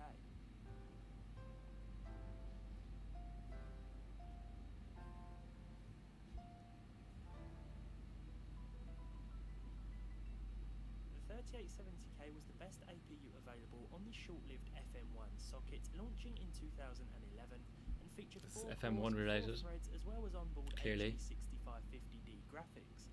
Being an APU or accelerated processing unit, these onboard graphics relied on shared system memory and would benefit from faster RAM, with 1866MHz DDR3 being the optimal choice. Although the onboard GPU was nothing special, it outperformed low-end Radeon cards of the time like the HD 6450 and was much faster than Intel's onboard HD 2000 and 3000 series offerings found on the Core i series CPUs of the time. These APUs were ideal for someone like me with such a small budget and weak power supply who just wanted a no-frills 30 FPS Hopefully experience. the levels are okay. So how did this thing perform? Well, let's take a look. The HD 6550D supports DirectX 11 and along with the CPU can be overclocked. I'll be showing you figures from the APU at stock as well as with both the CPU and GPU clocks slightly increased. Some games ran well at 1080p, albeit with reduced settings, like Dirt 3 here, which averaged 43 FPS at low. This is of course variable depending on the race, so this was the average over an hour of gameplay. A 3.4 GHz CPU overclock and 800 MHz GPU overclock gave us a nice little boost. At 720p, Left 4 Dead 2 averaged 63 FPS with the highest settings. I chose 720p because at 1080 there were more frame drops, but the game is very playable here and this is the sort of title these APUs are ideal for. I remember back in about 2012 I just couldn't afford this one as it sold for over £100, A little bit too graphics, so I had the cheapest one in the range, the A4 3300 dual core, which still let me play a few games at lower settings. Even the notoriously unoptimized GTA 4 runs on this thing, sort of, averaging a very stuttery 32 FPS. The game is at medium at 1024 by So release was 768, but 2012. low made no real difference, so I thought why not go for the extra graphical quality if our frame rate isn't really going to benefit either way. Now with Skyrim being one of my all-time favourites, I was glad to find out that this ran too, at 1080p as well. Medium was automatically assigned from the launcher I love the Elder with Scrolls AA series. off, and despite my Especially doubts, this Morrowind. game ran quite well. It looks better than it does on my PlayStation 3, put it that way, and it runs better as well, seeing that the console versions on the original PlayStation 3 and Xbox 360 of course run at a locked 30 frames per second. Back in late 2011, this really was a great choice for super budget users, and as a big fan of AMD's APUs, I'm really excited to see how the performance of AMD's latest releases will fare. That being said, I couldn't leave you without trying at least a couple of modern games. The HD 6550D has just 400 shader cores, which means performance is minimally less than an old HD 5570, which itself isn't really capable of much anymore, so most modern AAA titles will look a little like this. The good news is that Farming Simulator 17 runs a treat, a game that I perhaps made fun of a little bit yesterday. I will admit though, I'm hooked. An open world farming game is something I never knew I wanted until I bought it. Bench to use. In a way, that's partly why I like these APUs. I can never run the latest and greatest games on mine, but that meant I was always looking outside of my usual genres for something I could play, and I'd often come across great titles I'd never usually pick. I just wanted to find something that would run smoothly, and the same thing has just happened again. That said, I wouldn't recommend buying a first-gen desktop APU anymore, but it certainly has been fun taking a look back at where it all began, and I hope you guys enjoyed it too. Should finish now. As always, thank you for watching. If you liked this video, leave a like on it down below. If you didn't, leave a dislike. Subscribe to the channel if you haven't done so already, and hopefully I'll see you all in the next one.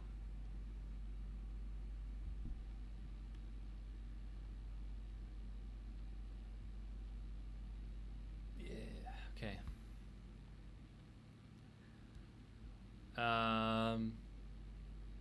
The story is, I think this has crashed because we're past the point of where the other guys W Prime finished.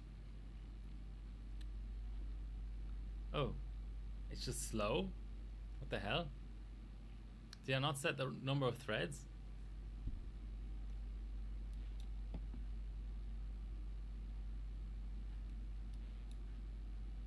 That's odd. Okay. Farming sim looks fun. Let's try Cinebench 15.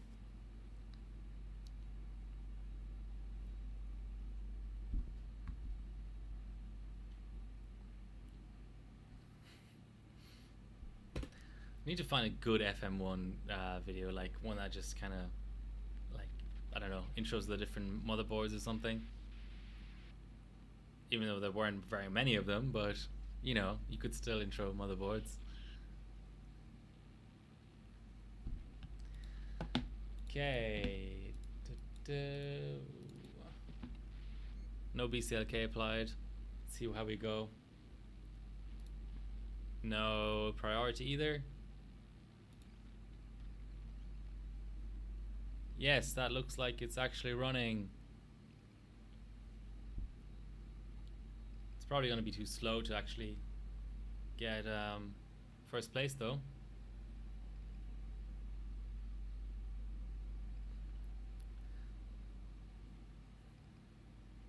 People take farming sim really seriously, like they buy gear to, like, that looks like they buy like a USB peripheral for their PC that looks like a tractor steering wheel. Hey, Fat Boy Not So Slim, what's up? How much mesh am I running? All the mesh in the world. That's how much I'm running. You've caught the tail end of the stream here.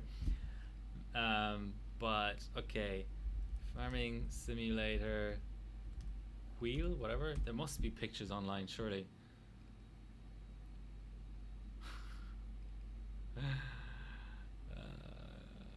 There we go. Okay, this is just gives you a flavor of what people buy. Look at this, look at this setup.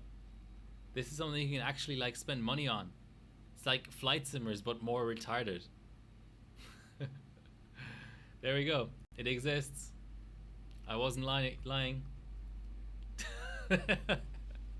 Check it out. There are people take Farming Simulator really seriously. It's exactly like flight simming, except a little bit slower and more stationary. And yeah, it would be my cup of tea. But anyway, let's check. What's our record here? So 360 points, but first place is 372 points. So let's go up 1 BCLK.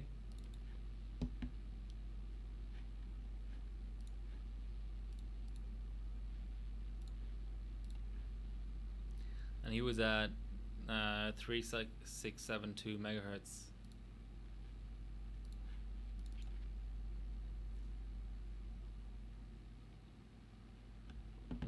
Okay. Let's give 2 BCLK a go, even though that might not end well. Let's put it this way.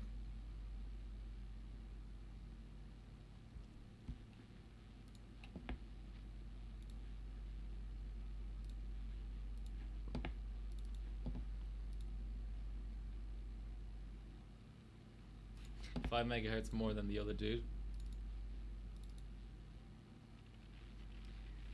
Hopefully our VCore is something that's appropriate for this setting.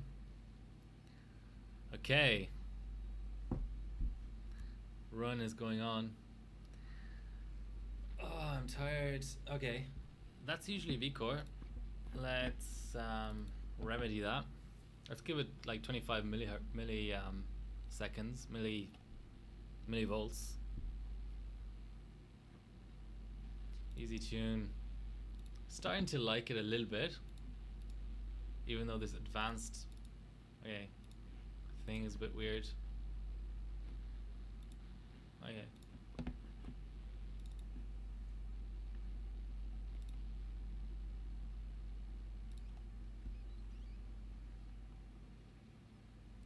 You can do it. Come on, Cinebench. I have faith in you.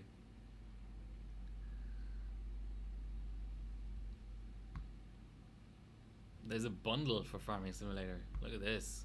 Okay, if it were to load. That's it. Can only imagine how much that costs. Package contents. Heavy equipment wheel, gas and brake pedal set, side panel control deck.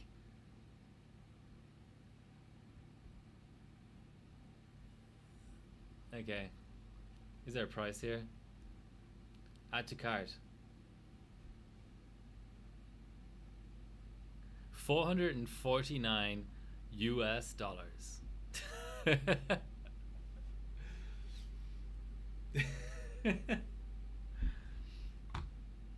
I knew flight simmers were crazy, but this seems almost worse in a way.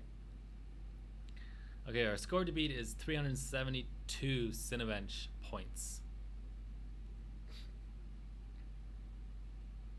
Okay.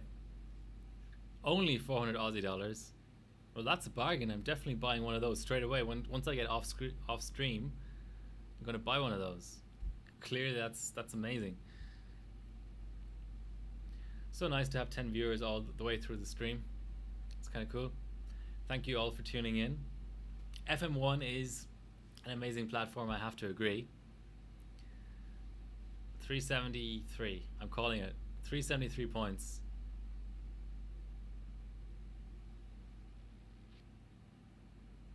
$372, but it also rebooted. So that's a bit of a bummer.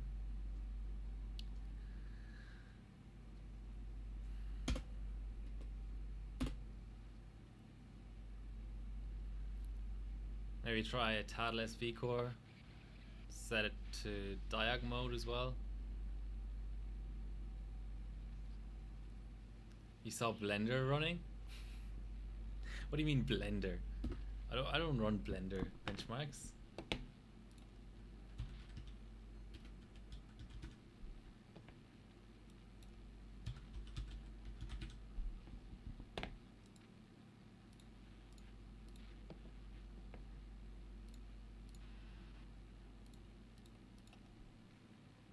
You mean Cinebench? Yeah, I knew what you mean. I was just making fun. Yeah, so let's do this. Let's get like 372 to beat, and I got a 372, but no screenshot. Gotta beat that.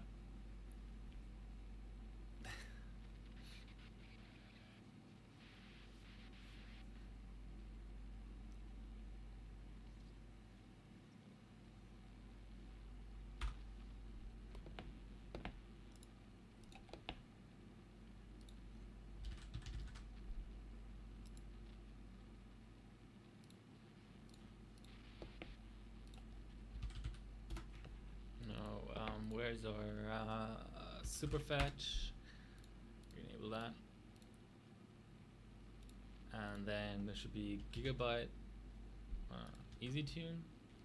Easy tune just works without a service. No, I don't stream from the same PC. 1 second, I'll just get this running, and then I'll answer your question in more detail. Fuck, what does EasyTune actually want in terms of services? I assume Windows management and instrumentation, that's always a good bet.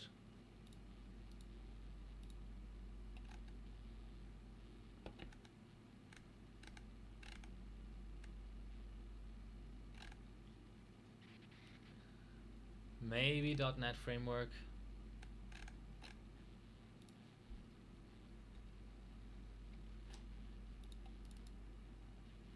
Oh, is it actually running? Oh, okay. Just a little bit slow. So, last time we ran,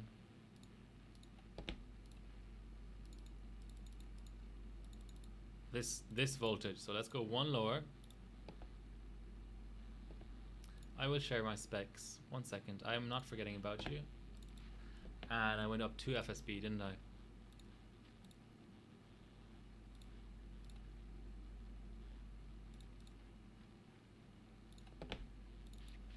Let's kill Explorer as well, just for the fuck of it. Okay. Just making sure that's running. So I stream. How do I stream? Originally, so first of all, because I'm a competitive overclocker, because there's so many crashes too, there's absolutely no way I can stream from the same PC that I'm benching. This PC right over here is not internet attached. It hardly even has anything enabled on it in terms of just services. It doesn't have internet on. It doesn't have like anything enabled on it except what I need for my benchmark to run. So when I started streaming, this is already my 27th stream, so I've learned a bit along the way as I'm dropping frames. Oh God, I'm going into a big explanation here and I'm dropping frames. That's bad timing. Okay, ask me to repeat anything if it's unclear. I initially started streaming on the laptop that's right in front of me, which is a Lenovo ThinkPad X1 Carbon 5th gen. It's only a 2-core with hyperthreading, so I was seeing a few issues there. So that's what I originally used to stream. What I came across there was I was running out of USB ports, and I was seeing like contention on the USB bus, so my audio quality would degrade. So then, with just components that I had lying around, I built a streaming PC, which is in an M80X form factor. It's just under my desk, like next to my feet. 372, I don't believe it. So that's what I use to stream now, so I don't have that USB contention issue. I use Input Director, you can look it up, to have my mouse travel between the two different PCs, because I still have a laptop in front of me. So I actually have 2 PCs I use for streaming. One that does nothing else essentially except just whenever I switch to a browser, it looks like it displays the browser, but otherwise it just brings together all my cameras. I'll soon have a third camera actually. So the 2 cameras and the capture device and my microphone. So it brings together all my USB devices and it streams. So it does like the CPU encoding. My laptop I use to show chat. So I see chat earlier than it shows up on my stream, and some other stuff just like in case I need to like put out like an announcement or whatever. It's just handy to have a second system running and a third screen. I have 4 screens actually. I have 1 screen attached to my benching rig, 2 to the streaming PC, and the screen on my laptop.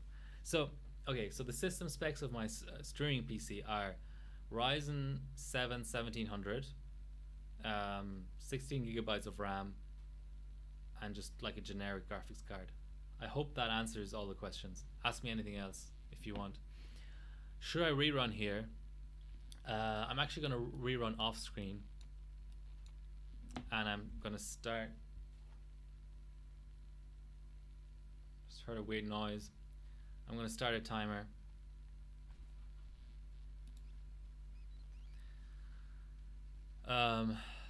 That's a common trick to use, is if you for whatever reason can't up the actual process priority of Cinebench. One way of having it use less CPU resources is just not to render the frames that are being rendered. I mean, they're still being rendered, but not to show them on screen. So I just push the window off screen, and the way I'll know that it's actually finished rendering those is the score will come up. So push it far enough off screen to still see the score, so I don't have to mess around with the like keep checking or whatever. I don't know how long the bench takes, but I have a timer started on my laptop here. After 2 minutes, I'll consider it that it's crashed.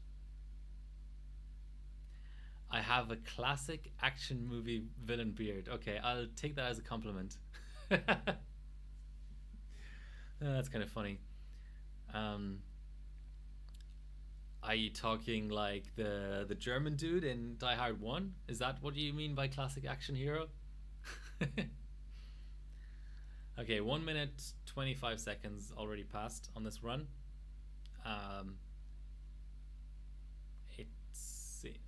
What's my occupation? I work in IT. Come on, give me a 373, please. It's all I want. Since you asked about the streaming rig setup, it's a bit janky. My internet is the worst part of the whole thing, because it's still a 372. Holy crap! I'm gonna have to up my RAM actually to maybe get a better score. First, I'm gonna try a higher BCLK.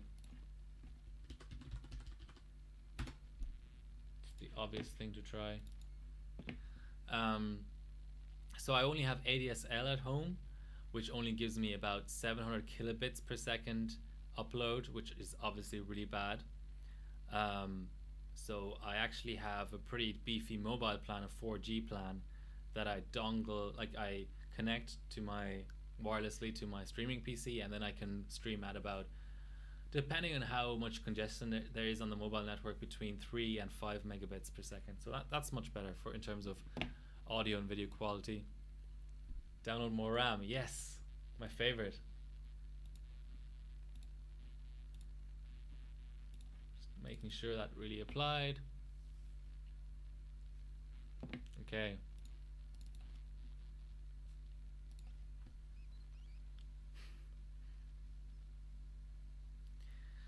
Yeah, I work in IT, so maybe a little bit strange to. That's a crash. Okay, RAM next. To spend the entire day sitting in front of a desk using a keyboard and then do the same thing at night again, but I don't know, I enjoy it. The two things are very different, I have to say. Okay, let's go up let's go up to the top RAM strap, and maybe that will give us a few points. Such a shame that this is turning out to be so difficult.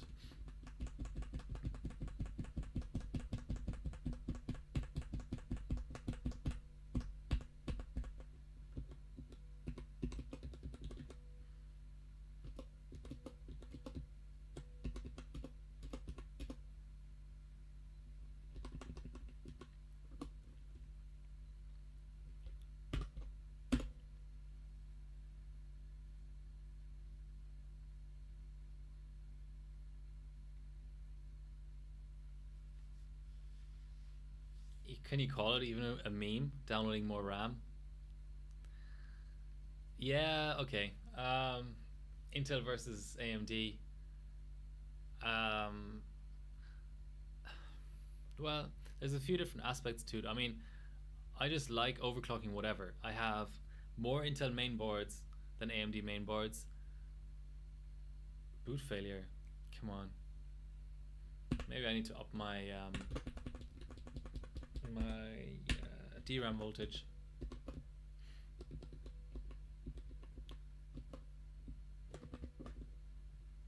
1.7 should be a good amount.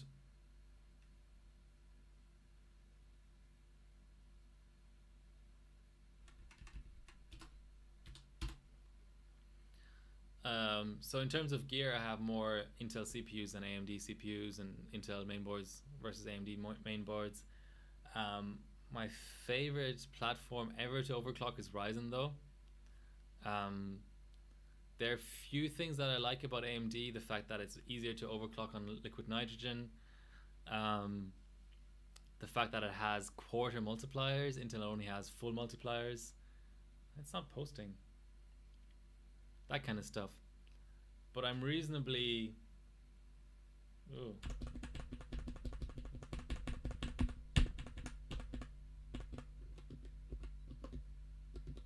This is odd. Still can't get a post out of it.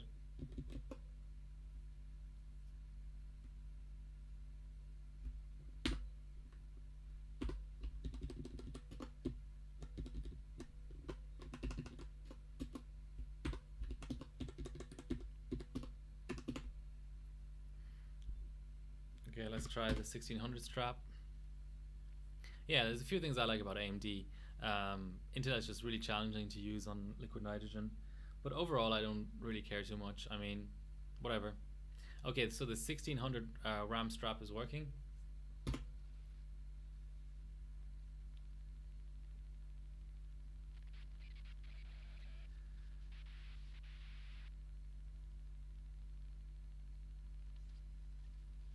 Yeah, deleting sucks.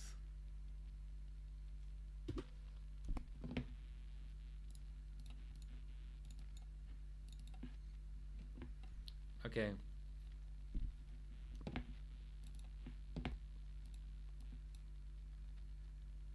Oh, it auto trains 6, 11, 11. It's kind of weird.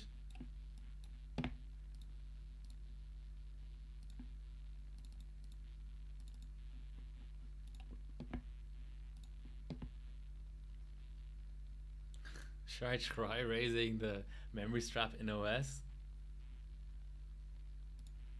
Okay.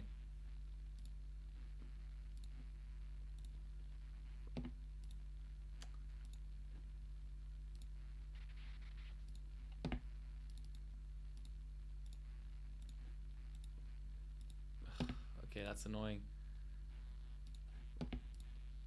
Easy tune, I don't like you anymore.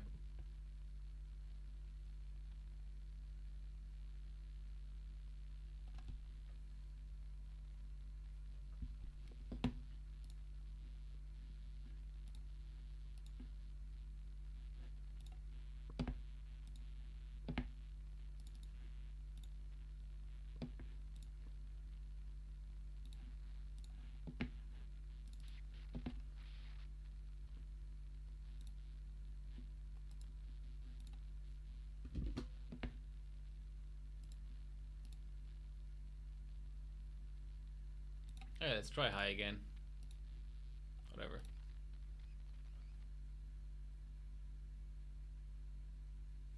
That was a bad idea.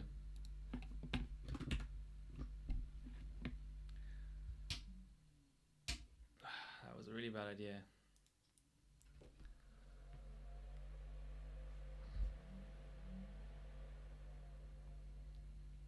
Hey, 14 viewers, nice. Welcome all of you. Really struggling with this Cinebench. Okay, let's try and tighten up our RAM a bit. And it's got a boot failure again. Apparently. No, it's not. Did it actually post on the higher? That's really odd. I think it posted on the higher memory strap.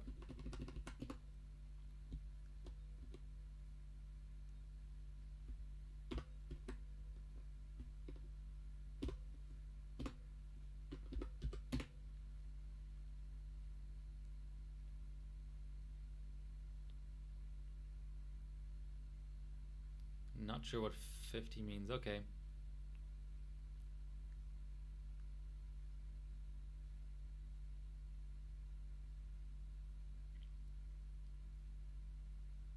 $75 again.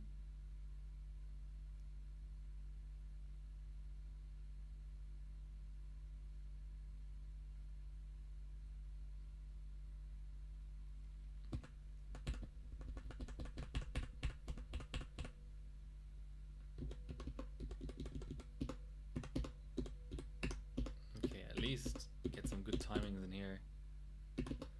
20. Let's just try 888. I don't even want to mess around too much, but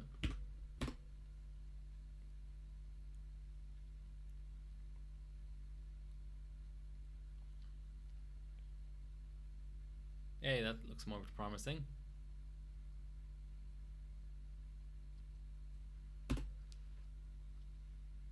Surely we can get one Cinebench out of this damn thing.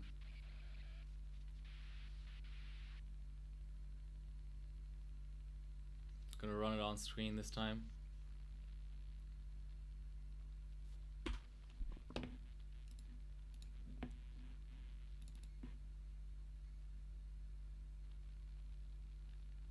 I'm taking bets. Will it finish? If it finishes, will it be more than 372 points?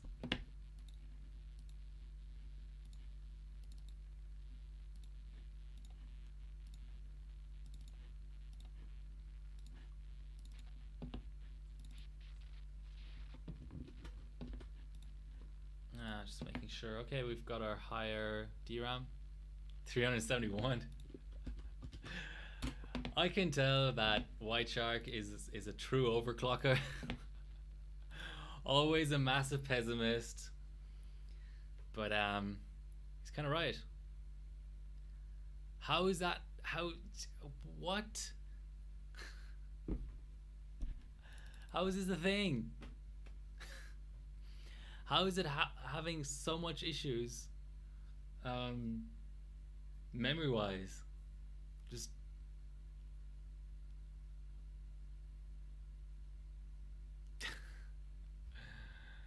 what?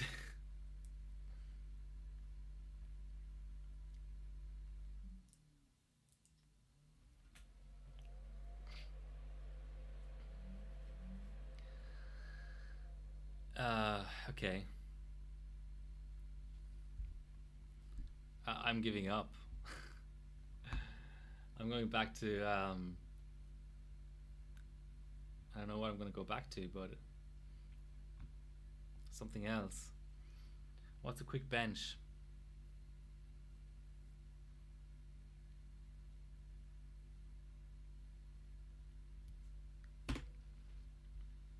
Cinebench 2003. That's my kind of bench.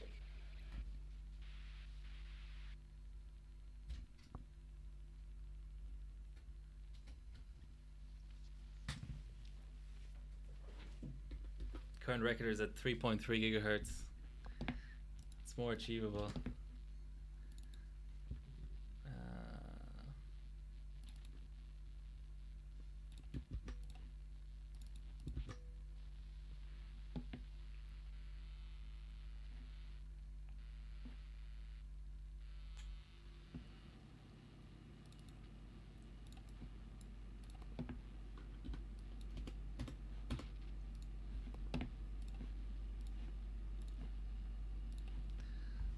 Okay, the record is how many points?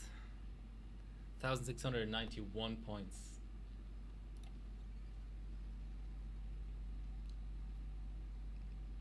Wow, I don't think I've ever seen a run of Cinebench 2003 being this slow. Whoa. It's incredible. I can actually see it being rendered. Okay. That's a record.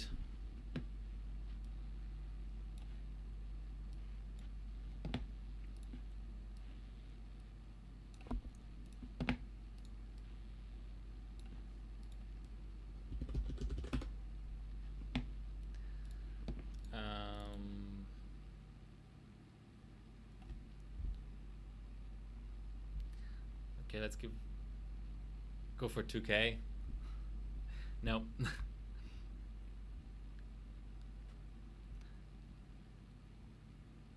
Let's try Cinebench 11.5. Man, these drop frames. Very annoying.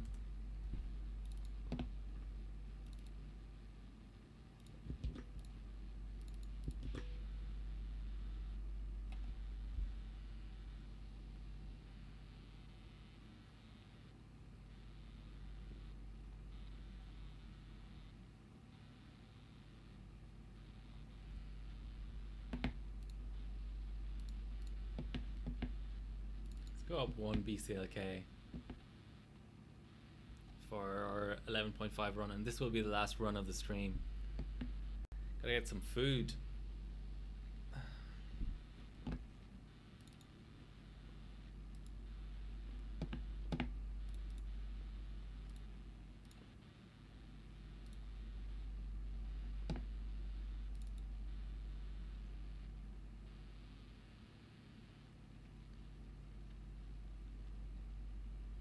High fast? What is this? Okay.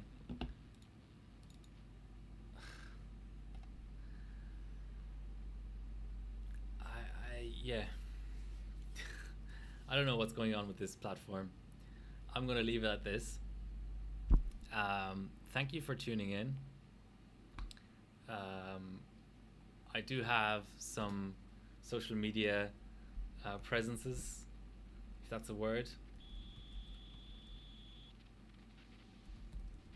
Here's my Insta, here's my Twitter. If you're not aware of the r/overclocking Discord, here's the Discord. Thanks for watching. I'm gonna grab some food. Next stream, I'm not sure what I'm gonna do next stream yet. Maybe DDR1. Maybe Socket 754. So again for Team Cup. So looking forward to that. Thanks again for tuning in.